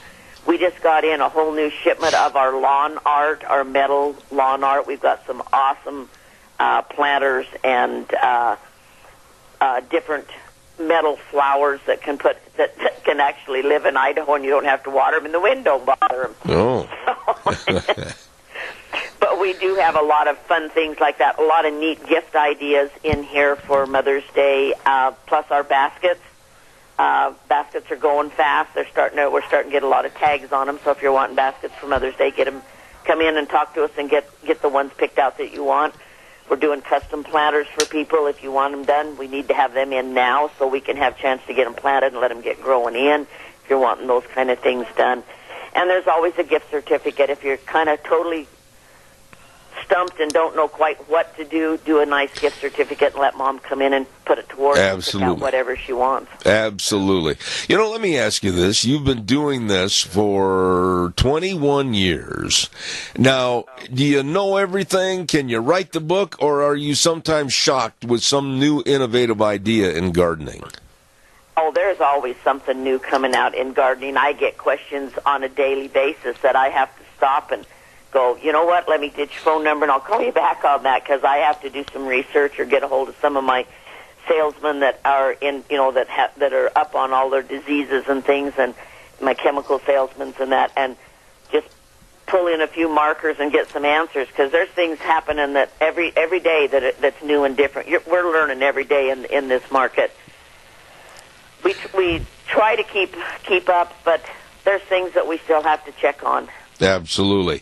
Now, let me ask you this final thought. Every week I kind of put you on the spot during this program schedule, and you always come up with a Vicky's Country Garden tip of the day. What's the tip of the day for all of our gardeners out there? Well, if you're an asparagus person, the asparagus is starting to show up on the ditch banks. And remember, when you're cutting asparagus on the ditch bank, go down below the soil level and whack it off. If you don't want to do the ditch banks, come in and see us. We've got 2-year-old roots that you can plant in your garden, along your own ditch bank, somewhere in your yard, and have your own asparagus patch. So just be careful when you're out picking asparagus. Be aware of people's property and be courteous. And then, like I say, when you're cutting the asparagus, go take a sharp knife and cut down just below the soil, so that it will keep reproducing. Well, that's what I was going to ask you, because I sat there and I listened to you and I thought, please tell me why. It does. It helps if you cut it down below the soil. Then that will spur it to send up more shoots. Oh, okay. And what about reproducing longer? What about rhubarb? Rhubarb is coming on right now. This is a good time to get your rhubarb cut. You don't want it to go to seed. If it turns off real hot, rhubarb will get real bitter. So the more you cut on rhubarb, again, you get fresh shoots coming up. It will last you longer. So cut it, freeze it, whatever, but don't let it sit there and then go out about June and try to cut it when it's trying to go to seed. It's not going to be good. So as it's coming up now, cut your fresh shoots. Make me a rhubarb pie and bring me a piece of that. And put the rest in the freezer for later on. I was going to ask you to do the same for me. Honestly, you took my thunder away from me. I love rhubarb pie with a great big scoop of vanilla ice cream. That's not too bad, is it? No, it's very tasty. Listen, what are the hours you're open over there at Vicky's Country Gardens? Well, we're open right now at least 9 to 5. This week we're going to be on Thursday. We'll be closing early because we have a planting seminar thing going on in here that I have some special people coming in for, and so we're going to be closing early on Thursday. But usually we're here from about 9 to 5:30, Monday through Saturday. Right now we're still closed on Sunday, but we will be extending our hours as the weather warms up and people get more into this. We will be staying here longer. If our cars are here, we're pretty much here. So. Okay. The lovely Miss Vicky at Vicky's Country Garden, 185 South, 600 West, Paul, Idaho. Number to call, 438-5663. You can always learn a lot from Miss Vicky. I promise I'll have a better throat next week, Vicky. Thank you so much for being on the program. All right. right, Zeb. Talk to you later. God bless. Thank you so much. A nice, nice lady right there. Vicky at Vicky's Country Garden. Hey, don't forget our friends at Let's Ride. Oh, my goodness. 270 Highway 24 between Rupert and the World. Open Monday through Friday, 9 to 6, Saturdays, 9 to 4. They've got a showroom just jam-packed full of fun. All the four-wheelers and the side-by-sides and all the accessories. What are you waiting for? Get on over there and talk to Nick and Randy, the whole crew. And they've got the best doggone service department around. Keep you running. Let's Ride, 270 Highway 24, between Rupert and the World. You stop over there today because it is where the fun is sold. By the way, too, over in that same neck of the woods, right there on Highway 24, don't forget our friends Cameron and Siemens Insurance for the best life insurance, health insurance, retirement planning, and employee benefits. They are very dedicated and responsive to your needs. They will help, and they look forward to serving you at Cameron and Siemens Insurance, Highway 24 in Rupert. Here's the number to give them a call, 436-4424. Cameron and Siemens Insurance in Rupert. Wheels, could we please have this good word for Fred Wood? Re-elect Representative Fred Wood, District 27. Here's Fred's views on health care. Zeb, the American healthcare system is not sustainable because it is too expensive. I will continue funding more primary care residency positions to increase access to primary and preventive care. I will also continue to explore ways to decrease the cost of pharmaceutical drugs, a primary driver of healthcare costs. We must reduce healthcare costs. Vote May 15th. Representative Fred Wood, District 27, paid for by the committee to re-elect Fred Wood, Steve Westfall, Treasurer. And we better go to a weather forecast right now and find out exactly what kind of beautiful weather we're going to get in here to the Magic Valley over the next couple of days. And the weather brought to you by Phillips, Oaks, Goodwin, Crane, and Company, providing accounting services to the Mini-Cassia area for well over 50 years. Absolutely. These are people that really, really care. And they can help you with your business, your family, and they know all about tax return preparation, financial statement preparation, retirement planning. All you need to do is just stop over to either the Burley or the Rupert office, make an appointment, and they can and they will help you. Phillips, Oaks, Goodwin, Crane, and Company, serving you. Right now, here's Gina with the weather. Put on your garden hats because it's going to be a nice day today to be working outside. Here's your weather forecast for Zeb at the Ranch. Sunny skies for today. Winds out of the east-northeast, right around 10 miles an hour. We are expecting gusts as high as 22 miles an hour with a high of 63. Tonight, clear skies. The wind's dying down, low of 36. Tomorrow, sunny skies with a high of 73. Mostly clear for tomorrow night, expecting a low of 41. For Thursday, sunny skies. Still on the breezy side, high of 74 with an overnight low of 48. Friday, going to be even better. Mostly sunny skies with a high close to 80. Looks like clouds are going to be rolling in for Friday night. Slight chance of thunderstorms in the overnight hours with a low of 48. And then for Saturday, slight chance of showers and thunderstorms, partly sunny skies, and a high of 70. That's your weather for Zeb at the Ranch. Thank you very much, Gina. And don't forget our friends, Phillips, Oaks, Goodwin, Crane, and Company. They really, really do a great job. How do I know? Because that's where we go. Absolutely. And they can help people in agriculture, manufacturing, food production. They can help people starting a business or a partnership or a corporation. Please get a hold of them today. Make an appointment. Stop in. Phillips, Oaks, Goodwin, Crane, and Company, with offices in Burley and Rupert. Really top-notch people. Oh, my goodness sakes, already about ready to wrap up this hour. Now, coming up next hour, we have got Dr. History that I anticipate should be walking through the door any moment. And then a really interesting story coming up at 10:30 with the Pacific Legal Foundation. And it involves people right here in the Magic Valley. So you don't want to miss that with attorney Casey Royer. She's going to be on our program, so don't miss that. All of this coming up in the next hour. Real quick, Lunch Bunch, as Ruby starts barking in the background. Lunch Bunch is going to be at Denny's restaurant this Thursday. We're going to be there at 11:30. I urge you, please, to invite some friends, and let's fill the place up. Absolutely. We've got great food and great service at Denny's restaurant. We're going to have a lot of gift certificates given out from Walmart and Smith's Foods, Hanson Mortuary, Stokes Groceries, Doug Martin, Pomerell Place, and Denny's. So please, come on down and enjoy at 611 North Overland in Burley. That is Denny's Restaurant, America's Diner, on Thursday for Zeb's Lunch Bunch. And I mentioned this just a little bit ago, and I'll say it real quick one more time, that the gubernatorial candidate Raul Labrador will be speaking at the Mini-Cassia area tomorrow, April 25th, at Perkins Restaurant Orange Room in Burley at 3 p.m. Don't forget that. And I understand that coffee and pie will be served. There you go.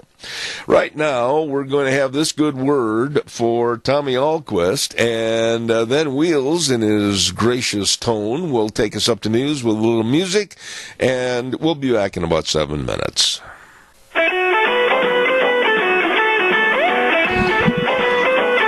Oh, we're going to forego the next half hour and just visit about all the good things that are going on, right, Doc? Hey, Dr. History is with us. And on a Tuesday where I'm going to this is hard to believe, but I'm going to let him do the whole program, and I'm going to shut up because of my throat, and we're going to have him on momentarily. Don't forget, Zeb at the Ranch, brought to you by our major sponsor, your Magic Valley, Les Schwab Tire Centers, all 7 locations serving you with a great big spring tire sale. And, of course, as I have to shift the cough drop in my mouth, also we want to remind you about our advertisers like Burley Physical Therapy and Rehabilitation at 1263 Bennett Avenue, Suite 2 in Burley, helping you get back to being you. Right now, this good word for Brad Little. Can you trust Boise developer Tommy Ahlquist? When Obama and Pelosi were trying to grab our guns, Ahlquist was one of the Democrats' top donors in Idaho. Tommy Ahlquist is so liberal, he wouldn't even vote for Donald Trump over Hillary. Now Ahlquist wants to be governor. His plan? Raise taxes on everything, from farm equipment to haircuts. Top Democrat donor. Didn't vote for President Trump. Tax raiser. Boise developer Tommy Ahlquist can't be trusted. Brad Little is a third-generation Idaho rancher who isn't afraid to stand up and fight for our conservative values. Brad Little is pro-life, pro-traditional marriage, and pro-Second Amendment. Brad Little believes in less government, lower taxes, and more freedom. Brad Little is the conservative champion we can trust. A rancher, a conservative, a courageous leader. Brad Little will be the strong governor Idaho families need. Paid for by Brad Little for Governor, Vicki Risch, Treasurer. Thank you very much, and don't forget, too, our great friend from District 27, Position A, State Representative and Speaker of the House, Scott Bedke, urging you to go vote in the primary election on May 15th. Scott is very concerned for Idaho and its growth and prosperity, and he says, please stand up and let your voice be heard. State Representative and Speaker of the House of District 27, Position A, Scott Bedke, paid for by Representative Scott Bedke of Oakley, District 27, Sarah Bedke, Treasurer. Well, here he is. I tell you what, in all of his radiant glory. Good morning, Dr. Good History. morning, Zeb. How are you? I'd ask how you're doing, but I can hear you're not sounding real good. You know, I very seldom ever get a cold, but I've made the contribution to saying that it's a doozy. Okay. Oh, it's been nice driving out here. We'll both cough at the same time. How's that? Anyway, so today we're going to talk about the medical situation, the health that on the trails west, and I'm going to start out with a quote from a doctor. Okay, here's what he says. He says, "We left a dead man by the name of Middleton on the levee at St. Louis and thought that we had left all the cholera with him. We were grievously disappointed, however. At noon, a boy was taken and died the next day." Oh, my. So we're going to talk about this a bit. This doctor, in 1849, this doctor by the name of Israel Lord, he was kind of a restless guy. He was back in Illinois, and he was kind of tired of the economy back there, and he was kind of excited about the news of the gold strikes in California. And as a physician, he knew he could be useful. Doctors would be needed on the trip and in the mining camps. And, you may not think about a wagon train having a doctor in the wagon train, but that could be a real help. Oh, what did they do? And by the way, a lot of people, you and me both make a good pair this morning. We both got throat problems. Cholera. I mean, we're going to talk a little about that was a deadly disease. Yeah, we're going to talk about some of the worst ones. Okay. But, young and healthy and adventuresome, this Dr. Lord and some friends took off, choosing to travel overland, which the alternative was to go by ship to Panama, cross Panama, and then up that way. But they wanted to go overland. A few years later, this Dr. Lord returned to the States, back to Illinois, disillusioned by what he had seen. He wrote in a letter in 1851, quote, I think 99 out of every 100 who shall hereafter go to California are either madmen, fools, or radically unprincipled, and, of course, dishonest. Wow. So that was his opinion. He kind of told him what he thought. Yeah, after a few years, he went back home. Anyway, by the time the gold rush that Dr. Lord joined, Americans had already been looking west for a lot of years. As early as 1824, long caravans of traders and immigrants began to follow the Santa Fe Trail through the Southwest, and along the way, of course, there's danger, there's disease, risking everything from wagon accidents to scurvy. I mean, you don't think of scurvy back then, but there was actual scurvy. Now, give us the causations of those problems. Well, scurvy, of course, is lack of vitamin C. Yeah. But mountain men and the Indians, they knew what to eat to get the vitamin C. Like the various shrubbery, if you will? Yeah, that had vitamin C. Turnips? Yeah. That type of thing. Yeah. But a few of the early immigrant trains had doctors, but according to a historian, he said, quote, they were commonly so incapable that travelers usually preferred amateur treatment by experienced traders and mountain men. Was it also a problem with their hygiene or lack of? Well, yeah, that's part of it. That is, and water especially, and we'll talk about that. But back then, the medical doctors, the training was not real good, and I don't want to say anything bad about the doctors because there was a lot of great pioneer doctors that were very good, saved a lot of lives. Yeah. But there were others that really weren't so good. Yeah. So, but as more trails opened up, there were religious groups that also turned their attention to the western expanse of America. In 1834, Pope Gregory XVI sent the Society of Jesus, also known as the Jesuits. Right. You've heard of them. Right. Mm-hmm. And that was to tend to the spiritual care of the Indians. And around the same time, the American Protestants went west with the mission to also convert the Indians. And by the 1840s, there were a lot more that had joined the migration, but with different objectives. Among the travelers, there were settlers that were in search of fruitful farmland. They'd heard about the great land. The religious group known as the Mormons, they were looking for a place to go. Fortune seekers rushing to the west because of the gold rush. Let me ask you, didn't the Jesuits go up into the area of Spokane, and thus Gonzaga University was started? Yes, and there's actually a mission up there called the Catalgo Mission, I believe. Yeah. And I've done a show on that, I think, a long time ago. I think you did. But and actually, some of the tribes actually went back east to bring some of the Jesuits and what they called the black robes out west. Oh, okay, because they heard what good things they were doing. So, but anyway, the dreams all these pursued on the frontier varied. The path they followed to get there was sometimes tragic and hard and difficult. I mean, it was not an easy thing.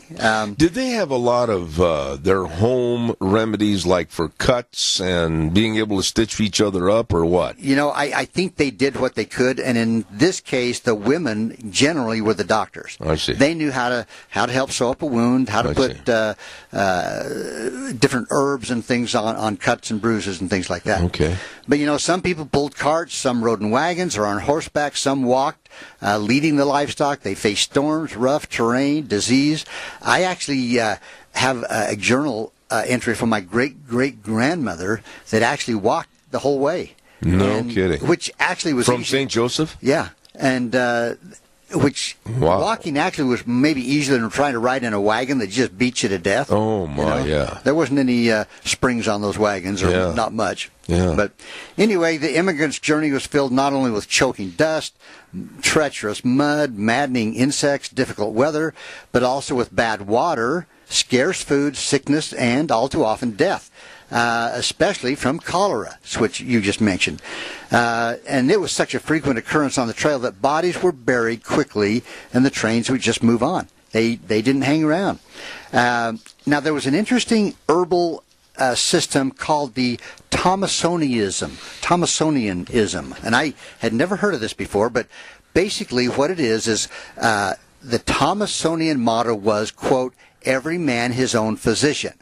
So the system's originator, a guy by the name of Samuel Thompson, born in 1769, was a self-taught practitioner who, through trial and error, found herbs that caused physical responses in sick people, and among his teachings were that heat was a manifestation of life and cold was the cause of all disease. Now, that was his theory. Really? Yeah, and he relied on... Boy, that would have really made Al Gore mad. I guess. But, they relied on plants such as lobelia, which is also called Indian tobacco. And what it did, it actually caused a person, and I know it's before lunchtime, Zeb, but it caused the person to vomit.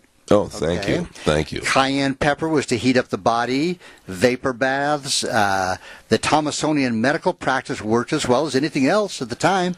And since they did not use harsh treatments, probably worked out better because they just kind of used things that were around, herbs. Let me break in here with a quick commercial break, okay. Can I? Yeah, that'd be great. I want to remind everybody about Airvana, defined as the ultimate level of comfort you'll achieve with the presence of a new Lennox home comfort system. And now when you buy a new Lennox system at Ramsey Heating and Electric, you can get up to $1,700 in rebates. Airvana is just another way to make you feel better. So call Ramsey Heating and Electric today at 678-0459 or visit them online at ramseysonline.com. Also, quickly wanting to remind you, Kent Searle wants your vote on May 15th to become District 3 Cassia County Commissioner. Kent Searle, lifelong resident of Cassia County, has the experience of being a farmer and the service to you as an EMT and first responder, and has gained your trust serving on the Ag Advisory Committee and the Gateway Powerline Committee. Kent Searle says, together we can make Cassia County even better. Kent Searle for District 3 Cassia County Commissioner, May 15th, and paid for by the committee. For Kent Searle, Dan Gammon, Treasurer. And now, back to the man that makes everything sound good right before lunch, Dr. History. Okay, well, let's just get through this next little bit right here, Zeb. The pioneers actually used urine in many treatments. Okay? You had to do this. I got to go through it, Zeb. It was used Just remember, audience, it wasn't yours truly. It was him, Dr. History. Okay, now let me tell you what it was used for. Okay. It was used for chapped skin, sore eyes. Did you put it on your lips? Earache. It was given internally to babies with the croup. Now, baby urine was valued by some as a cosmetic to improve complexion. They would actually take a baby's wet diaper and wipe their face with it. Now, Zeb, it's okay, because urotherapy, now listen, urotherapy is an ancient practice used in many ethnic cultures. Now, okay, wait a minute. You've been sitting out behind the garage too long. I knew this would get your attention. But the chemical urea, okay, that's in urine, is known to benefit external inflammation, and we know that hormones such as estrogen, melatonin, and others can be extracted from urine and used for specific medical I can just problems. see in the old days, my grandmother always used to come over and pinch my cheeks and then give me a big kiss. This could be a way of getting even with her. Well, you don't know what she did with your diapers. We'll just leave it at, okay, we're done with that part, all right? Thank you. Okay, anyway, okay, so here we go. Once the primary westbound trails have been blazed and tested, mass migration began between 1840 and 1870. More than 500,000 immigrants headed west, bound for Oregon, and the California gold fields, the mining camps. What kind of fields? The gold fields. Oh, gold fields. Gold fields. I see. Okay. Mining camps, but the major migration began after January 24th, 1848, with the cry of gold when they found gold at Sutter's Mill in California. But within 10 years, more discoveries in the Rocky Mountains, the Black Hills, Wyoming, caught the attention, and thousands more headed west because of that. But the luster did become tarnished about the same time gold was discovered. Ships from Europe arrived in New York and New Orleans with passengers sick with cholera. So this came across the ocean, this cholera. It was called Asiatic cholera. Now, may I ask, how... Yeah, I know you're going to elaborate on it. How was cholera transferred from patient to patient? I believe there's just in contact with people. Really? Yeah. But it was severe. I mean, it was devastating. It could wipe out a whole wagon train. And its cause was unknown at the time. And there was no cure? Not really. But there were a lot of wrong theories. Now, a few suspected the true culprit, which was actually infected drinking water. Yeah. So contact... Yeah.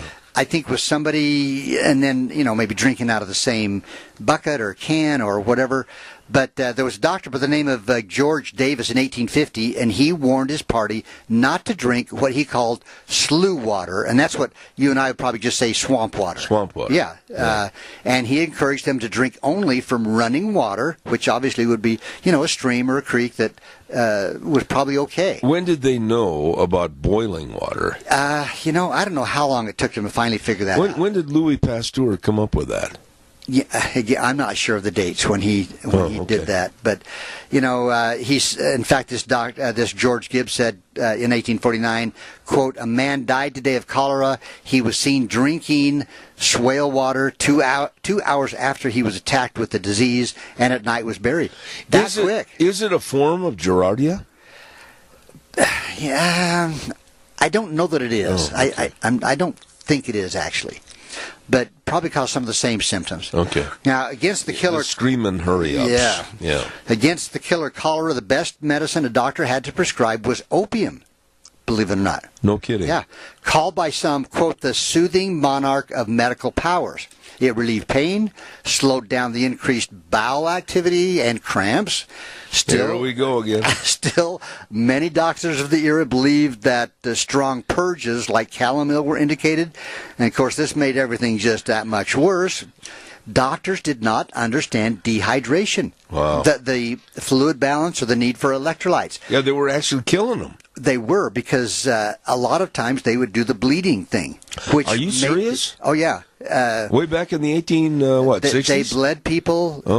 They even bled animals sometimes. Cows, horses that were sick. Yeah. But, today during epidemics of cholera, the victims are saved by just pretty much replacement of fluids. And in those days, survivors of this illness depended on being a pretty strong person, luck, and maybe some good nursing care. So they did survive it. They could.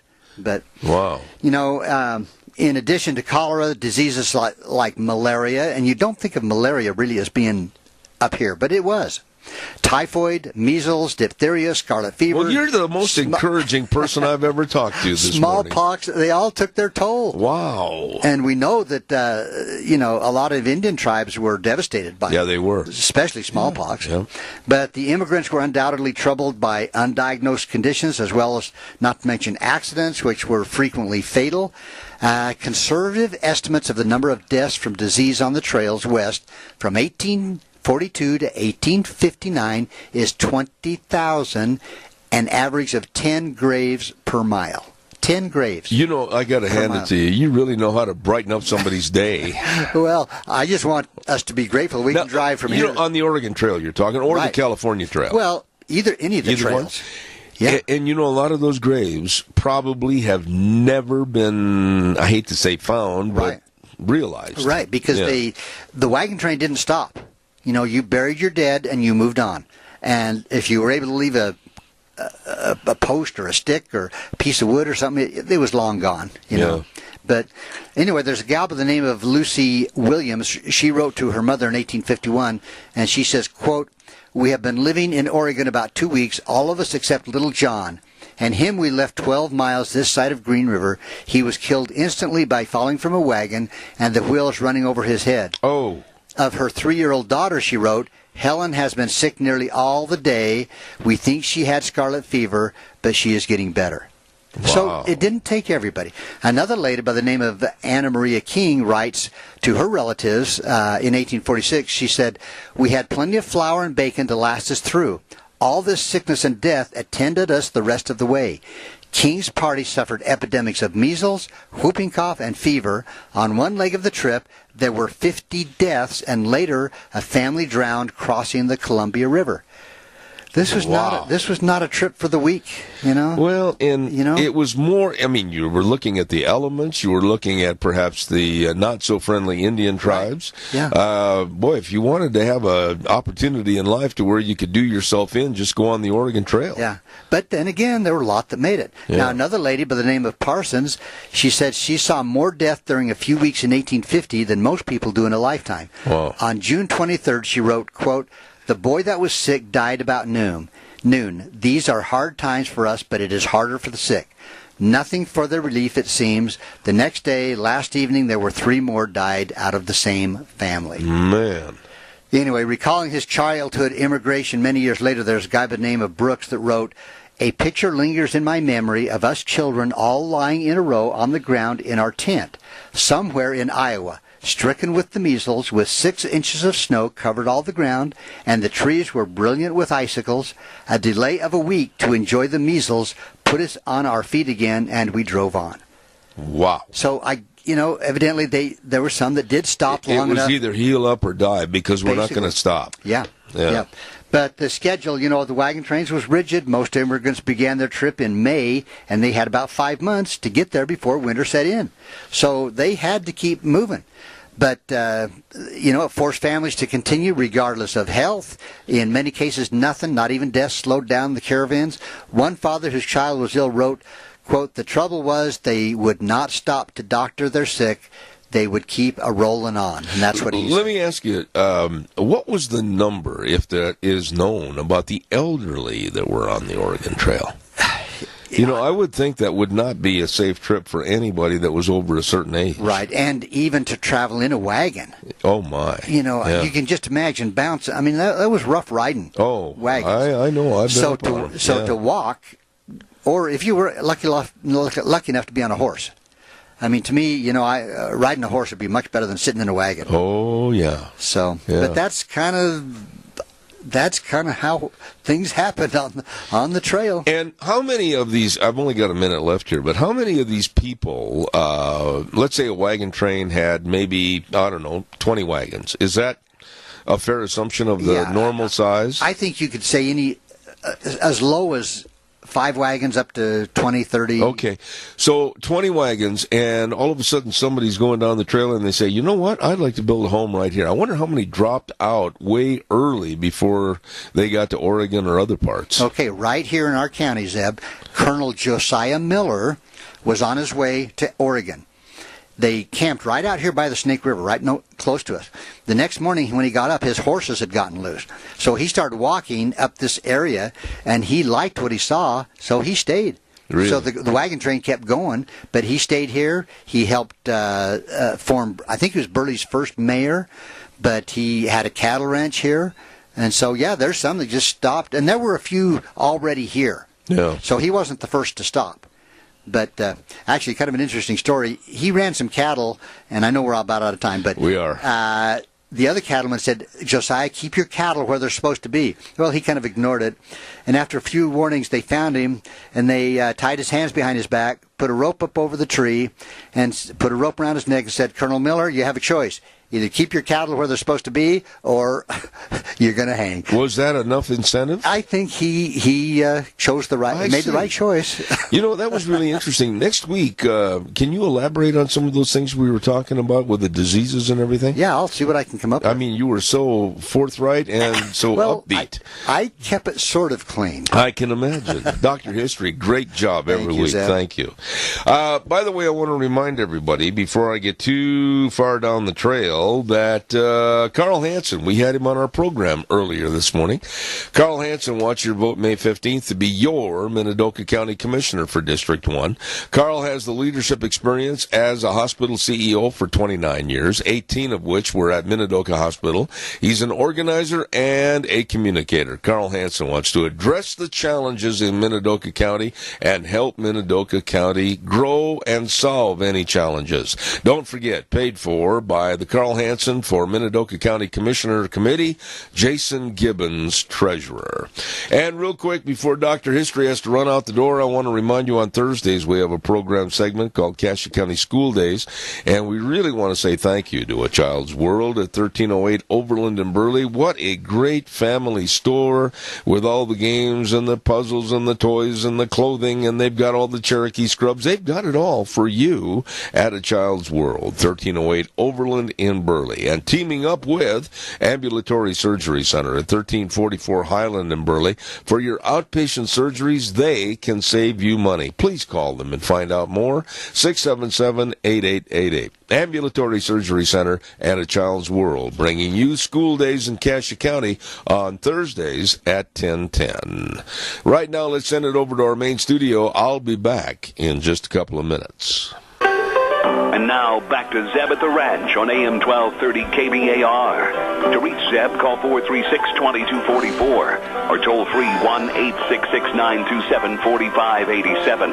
And now, here is Zeb Bell. And don't forget our dear friend Fred Wood, of course, running for re-election for District 27 as State Representative. Fred Wood, it's true, integrity serving you. Don't forget, May 15th, vote for the re-election of Fred Wood, and paid for by the committee to re-elect Fred Wood, Steve Westfall, Treasurer. And while we have just a moment also before we go to our guest, and again I apologize for a very raspy throat here this morning, I want to remind you that Leonard Beck wants your vote on May 15th to be your District 1 Cassia County Commissioner. Leonard will be your voice for economic growth, protecting property rights, and helping promote education and job opportunities for our youth. Leonard Beck, a lifelong resident of Cassia County, wants to be a strong voice for you. Vote Leonard Beck for Cassia County Commissioner on May 15th, paid for by the committee to elect Leonard Beck as District 1 Cassia County Commissioner. Devon Rucker, Treasurer. Let me see where I'm at right here, and we've quickly got to get this done and that done, and right now, Wheels, if you would, we need to have, no we don't either, we've got all that, yes we do, we need to have a good word for Tommy Ahlquist. Brad Little is desperate, unable to defend his record of raising your taxes and increasing his pay. Professional politician Brad Little is falsely attacking conservative outsider Tommy Ahlquist. The truth? Conservative business leader Dr. Tommy Ahlquist has new ideas and a fresh approach that will move us forward. Tommy Ahlquist will lower taxes, cut wasteful spending, create more jobs, and enact term limits on politicians elected statewide. Like President Donald Trump is changing Washington, conservative business leader Tommy Ahlquist will shake up the status quo. That's why Brad Little is making false negative attacks against conservative outsider Tommy Ahlquist. Professional politician Brad Little is losing his campaign for governor because he raised your taxes and increased his pay. But if Brad's false attacks continue, he'll lose his reputation too. Professional politicians Labrador and Little, 29 years is long enough. Paid for by Tommy for Idaho, Orville Thompson, Treasurer. Well, we're not going to waste any more time. This lovely lady has been waiting patiently on the phone line. Attorney for the Pacific Legal Foundation, a group that I have on as many times as I can on this program. Casey Royer, good morning to you. How are you? Good morning. I'm doing good. How about yourself? Well, I am so sorry. Didn't mean to be rude, but we're in the middle of primary season, as you may know, and we've got a lot of good people that are running for office, so I'm sorry for the delay. No problem. I understand that you grew up as an Idaho cowgirl up in Cambridge, right? I did, yes. My family owns a small beef cattle ranch in Cambridge. Well, now, what about your career as an attorney with the Pacific Legal Foundation? Kind of give us a quick thumbnail sketch, if you would, please. So I went to the University of Idaho College of Law and got my degree, and I ended up at Pacific Legal Foundation last fall. I've really enjoyed my time here, and My specialties are in environmental regulation and property rights. Okay, now, Casey, I'm going to say some things, and you can either agree with me or disagree with me, but I think right now in this country, we are being controlled by the environmental movement and also a movement to eliminate the human factor from anything in our environment. They don't care about us, the humans, but they're more challenged with making things easier for the sage-grouse, more inclined to help the salmon, more inclined to help the wolves and the grizzlies. I just think it's about high time we put the brakes on and said, wait a minute, it's time to put the human factor in there too. What are your thoughts? I agree, and that's part of why I decided to become an attorney, is because I want to put the human factor back into environmental regulation.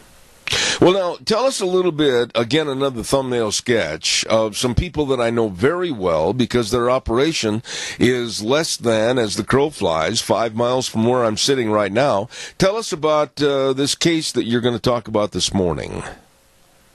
Yeah, so our clients are the Picketts. Their ranch is based there in Oakley, Idaho. They raise all sorts of different types of critters, but specifically we're representing their beef operation. They run there on some of their own land, as well as some grazing permits through the BLM and the Forest Service. Okay, so what's the beef? And they've been ranching there for many generations. Okay. Now, Casey, what is the problem here? Give my audience all the information as to where the problem is and what needs to happen. Go ahead. So the Forest Service and BLM implemented the sage-grouse rules, which are highly controversial because they treat the sage-grouse as if it was endangered. This is especially grating because the state of Idaho came up with a really great conservation plan to protect the sage-grouse, had implemented the plan. The sage-grouse recovered well enough that they weren't warranted for listing, and yet the federal government says, well, no, we're still going to implement really strict plans that don't really serve the needs of the sage-grouse.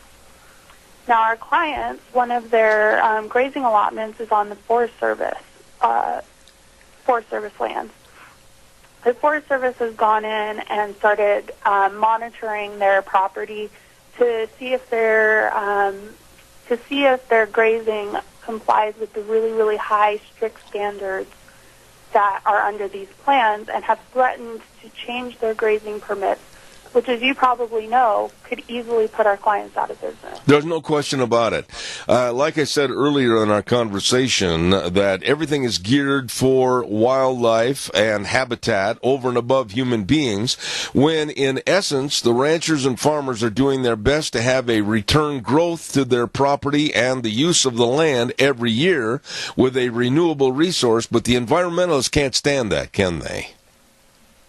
No, and it's actually funny because recently there's been studies done that show that sage-grouse benefit from livestock grazing, specifically cattle grazing, on where their leks are, where their main habitat is. Well, Casey, is it a case of government, bureaucracy, and these three-piece suits and wingtip shoes not really understanding anything except just go sit in their great big leather chair every day? What's the problem here? So, when the federal government implemented these plans, they actually are doing so illegally. Under the Congressional Review Act, which was enacted 22 years ago, agencies are supposed to send rules to Congress for review. Congress can then vote to disapprove the rules and send it to the president, who could then sign and disapprove of the rule. In this case, the Forest Service and the BLM never sent these rules to Congress, even though they know that they needed to before they implemented them. Well, so this is especially important in this case because it's likely that Congress could vote to overturn these rules because they are so unpopular. Well, wait a minute. So, in other words, it's also a bunch of thuggery, too, to the point where they disregard our Congress and they disregard the chain of command, if you will, and they just go ahead and implement these, and they say, with their chin stuck out, go ahead and try to stop us, right? Yes, that's basically what they've done. So where are we now? So PLF, on behalf of the pickets, filed a complaint in federal court asking the court to tell the agencies that they have to send these rules to Congress before they can implement them. Okay, so what's the process in the interim, though? Are the pickets, are they going to be suffering with a cutback in numbers on grazing, or are they going to be at a status quo? Tell us about how that's going to work. Yeah, so luckily for the pickets, the BLM and the Forest Service has realized how terrible these rules are and how angry people are over these rules. And they've started to back off the rules. They've said that we're not implementing this grazing season, but to expect changes in the future. They're also trying to amend the plan, which would be a laudable goal if the plans were legally in place. If they send the rule up and it's actually overturned by Congress, the department, the Forest Service and the BLM would actually be in a better position to overturn the rules as they stand today and get rid of them and start with a clean slate to help write rules that are better in line with the state plans and the efforts of private conservationists. Would I be wrong in saying to you, Casey, that a picture of the sage grouse on a piece of paper is nothing more than a poster child for government and control and kicking people off the land? Am I wrong or right? I would say that in this case you're right. The sage grouse is numerous. There's 425,000 sage grouse at the last count, which was 3 years ago. And, the private efforts to conserve this bird are actually what saved this bird from being listed on the endangered and threatened species list. There's not a lot of reason for the government to impose heavy-handed rules that don't really serve the purpose of the bird. Well, I want to go back just for a minute and ask you about these government bureaucrats and the various agencies that you said did an end run around Congress, and they didn't do it the right way. Why isn't any judge or anyone in legal capacity saying, hey, wait a minute, you circumvented the process, you're at fault, not the ranchers? Yeah, so that's part of why PLF has filed this lawsuit. We have talked with the Department of Interior and Forest Service and told them that these rules are not in compliance with the Congressional Review Act. We've told them about other rules, and they have sent those other rules up. But the sage grouse rule they refused to send up, and that's why we filed this lawsuit, is because we need to hold them accountable for doing their job. What is their position and their personality on this? Basically, it sounds to me like they look at you and other members of the Pacific Legal Foundation and they just kind of wrinkle their nose at you and say, oh, come on, try and stop us if you will. We're still going to run over you. Is that the attitude? They have not responded to our advice that these rules are illegal and that they need to be sent up. They've known that they're illegal. They've said, oh, well, we're amending the plan. But that doesn't change the fact that the plans as they stand today are illegally enforced. What's the bottom line here, Casey? Come on, you're a cowgirl that grew up on a cattle ranch over there in Cambridge, and here I am right next door neighbors to what we're talking about this morning. Is the bottom line basically more control and lock things up and nobody's going to touch that land? Isn't that what we're talking about? Yes, but this problem is actually broader than that because these types of rules that haven't been sent up are all across the board. It's not just the sage grouse rule. Basically, what we're trying to do at PLF is get the unelected, unaccountable bureaucrats that make decisions that affect our lives, get Congress to oversee what they're actually doing, get our elected officials overseeing what they're actually doing, and voting on stuff that they say is taking a step too far, like these sage grouse rules. Or, in cases where the rule is a good rule, telling the government, the agencies, yes, we like that rule. That's a good rule because it balances the needs between the human factor and the environment, and that's what we're trying to do at PLS. When you visit with some of these people in Congress, I mean, you being an Idaho cowgirl that understands the use of the land and the refurbishment of the land, are you finding that almost all of these people from east of the Mississippi are very naive and very uneducated as to what really goes on? Yes, and unfortunately, those people are the people with the most votes in Congress. West of the Mississippi, you have a lot of the federal government is managing a lot of these lands. In Idaho, over 75% of the land is managed by the federal government and federal agencies. And a lot of people don't understand that there's such a large mass of land that is being controlled by the federal government. What is the bottom line, and when do you think all of this is going to come to a head as far as finding out what's going to happen? Do you have any time frames? Well, we filed our complaint several weeks ago, and we should hear a response from the government in the next month or so. However, at any time, the government can moot our case by simply sending these rules to Congress. That's all we're asking them to do. That's what we would like them to do so that they can be held accountable for their actions. And that could happen at any point in time. They just need to pony up and send the rules to Congress. Oh, yeah, well, let me ask you this, though. We're talking Congress as a carte blanche statement, but what about certain senators on a certain committee, certain congressmen on a certain committee? How do you define that? So maybe my listeners can jump in the middle of these people and tell them exactly where the goat ate the cabbage. Yeah, so as soon as the rules are sent to Congress, it's actually sent to both houses, the House and the Senate. And then at that point, they have 60 days to vote, legislative or session days, to vote whether or not they disapprove the rule. So if the rules are sent up to Congress, what we need is people with boots on the ground telling Congress, these are bad rules. We need a resolution of disapproval. Get these rules out of here. Let's start from a clean slate.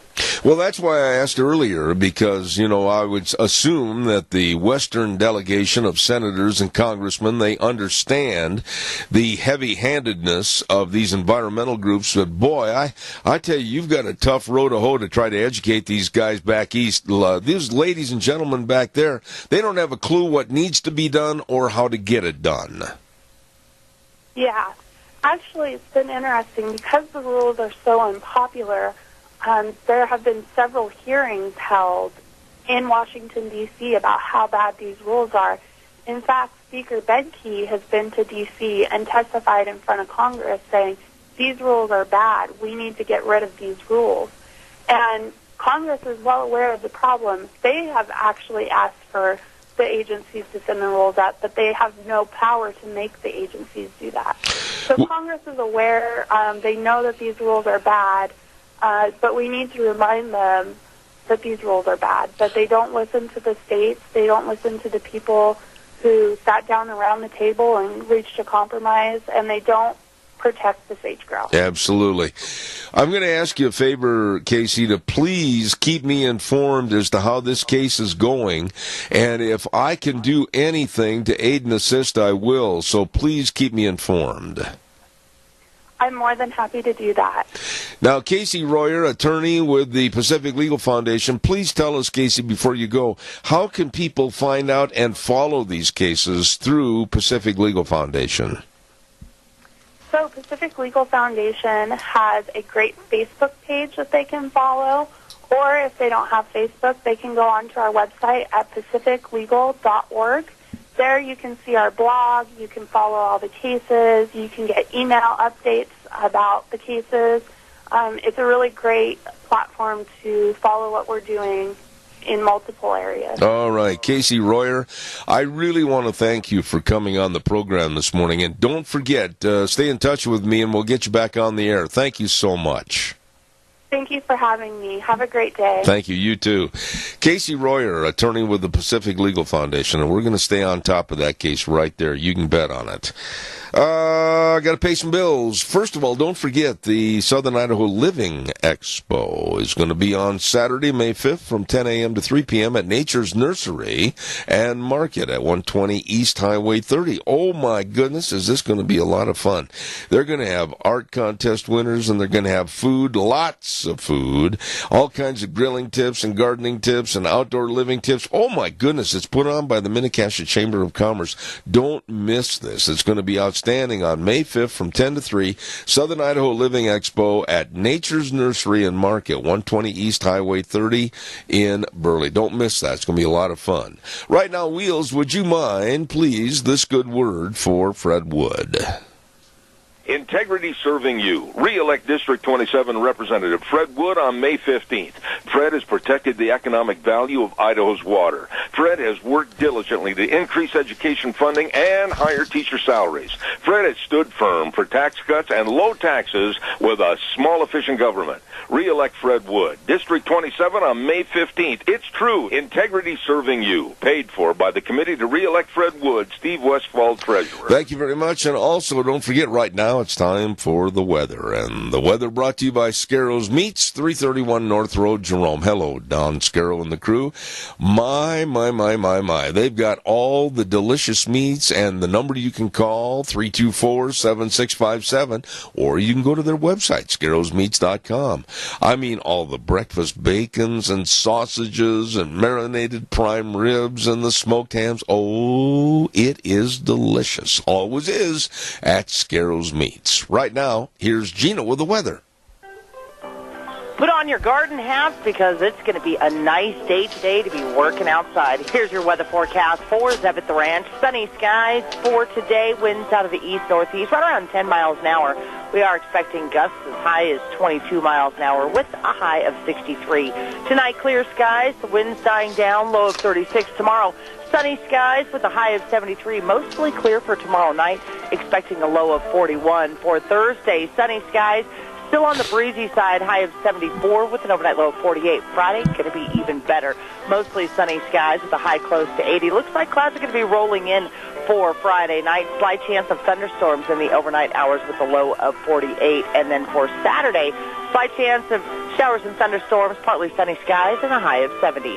That's your weather for Zeb at the Ranch. Thank you, Gina. She always does a great comprehensive weather forecast. Thank you very much. Brought to you by Don Scarrow and the crew at Scarrow's Meats. Delicious. 324-7657, the number to call. They're easy to find. 331 North Road, Jerome. They are at Scarrow's Meats, changing the way we eat one delicious bite at a time. It is good. Oh, my goodness sakes. Let's see what else have I got cooking here real quick. Oh, yes, we've got to get this announcement in before we go any further. Ben Crouch wants your vote to become Jerome County's District 1 County Commissioner. Ben Crouch says, yep, now is the time for a fresh approach in Jerome County leadership, and he's the man for the job. Ben has the business knowledge and ability to solve problems, and his decisive leadership will help Jerome County. Vote for Ben Crouch, Jerome County Commissioner, District 1 on May 15th, paid for by the Committee to Elect Ben Crouch. Jerome County Commissioner, Ben Crouch, Treasurer. Holy cow, we've had a great fun program this morning, and I certainly want to say how much I appreciate your patience with me and my bad throat this morning, but we got through it. And I want to remind you, too, about our friends, our major sponsor, your Magic Valley Les Schwab Tire Centers. Roll into spring worry-free with the big spring tire sale that's going on right now. Don't forget, they have all the tires for your cars, pickups, SUVs, horse trailers, boat trailers, all the different tread designs. Yes, many of which are on sale to save you money and safe driving. Absolutely. Stop in and see any one of the 7 locations today. Also, for the very best in brake service, front-end alignment, shocks and struts, batteries. Oh, my. The best in service provided to you. Lane and Rupert, Dave on Blue Lakes and Twin, Mike and Buell, Mike and Jerome, the Twist family in Paul, Daniel on Poline in Twin Falls, and Randy on Overland in Burley, your Magic Valley Les Schwab Tire Centers. That's going to wrap it up and put it back in the box for me today, and we'll be back tomorrow morning, hopefully with a better voice, and we'll start at 8:06, ride the horse for 3 hours right here on Zeb at the Ranch, and we certainly want you to tune in, where we always say the way things were are the way things ought to be. Here's Tommy Ahlquist, and then Wheels is going to take us up to CBS News.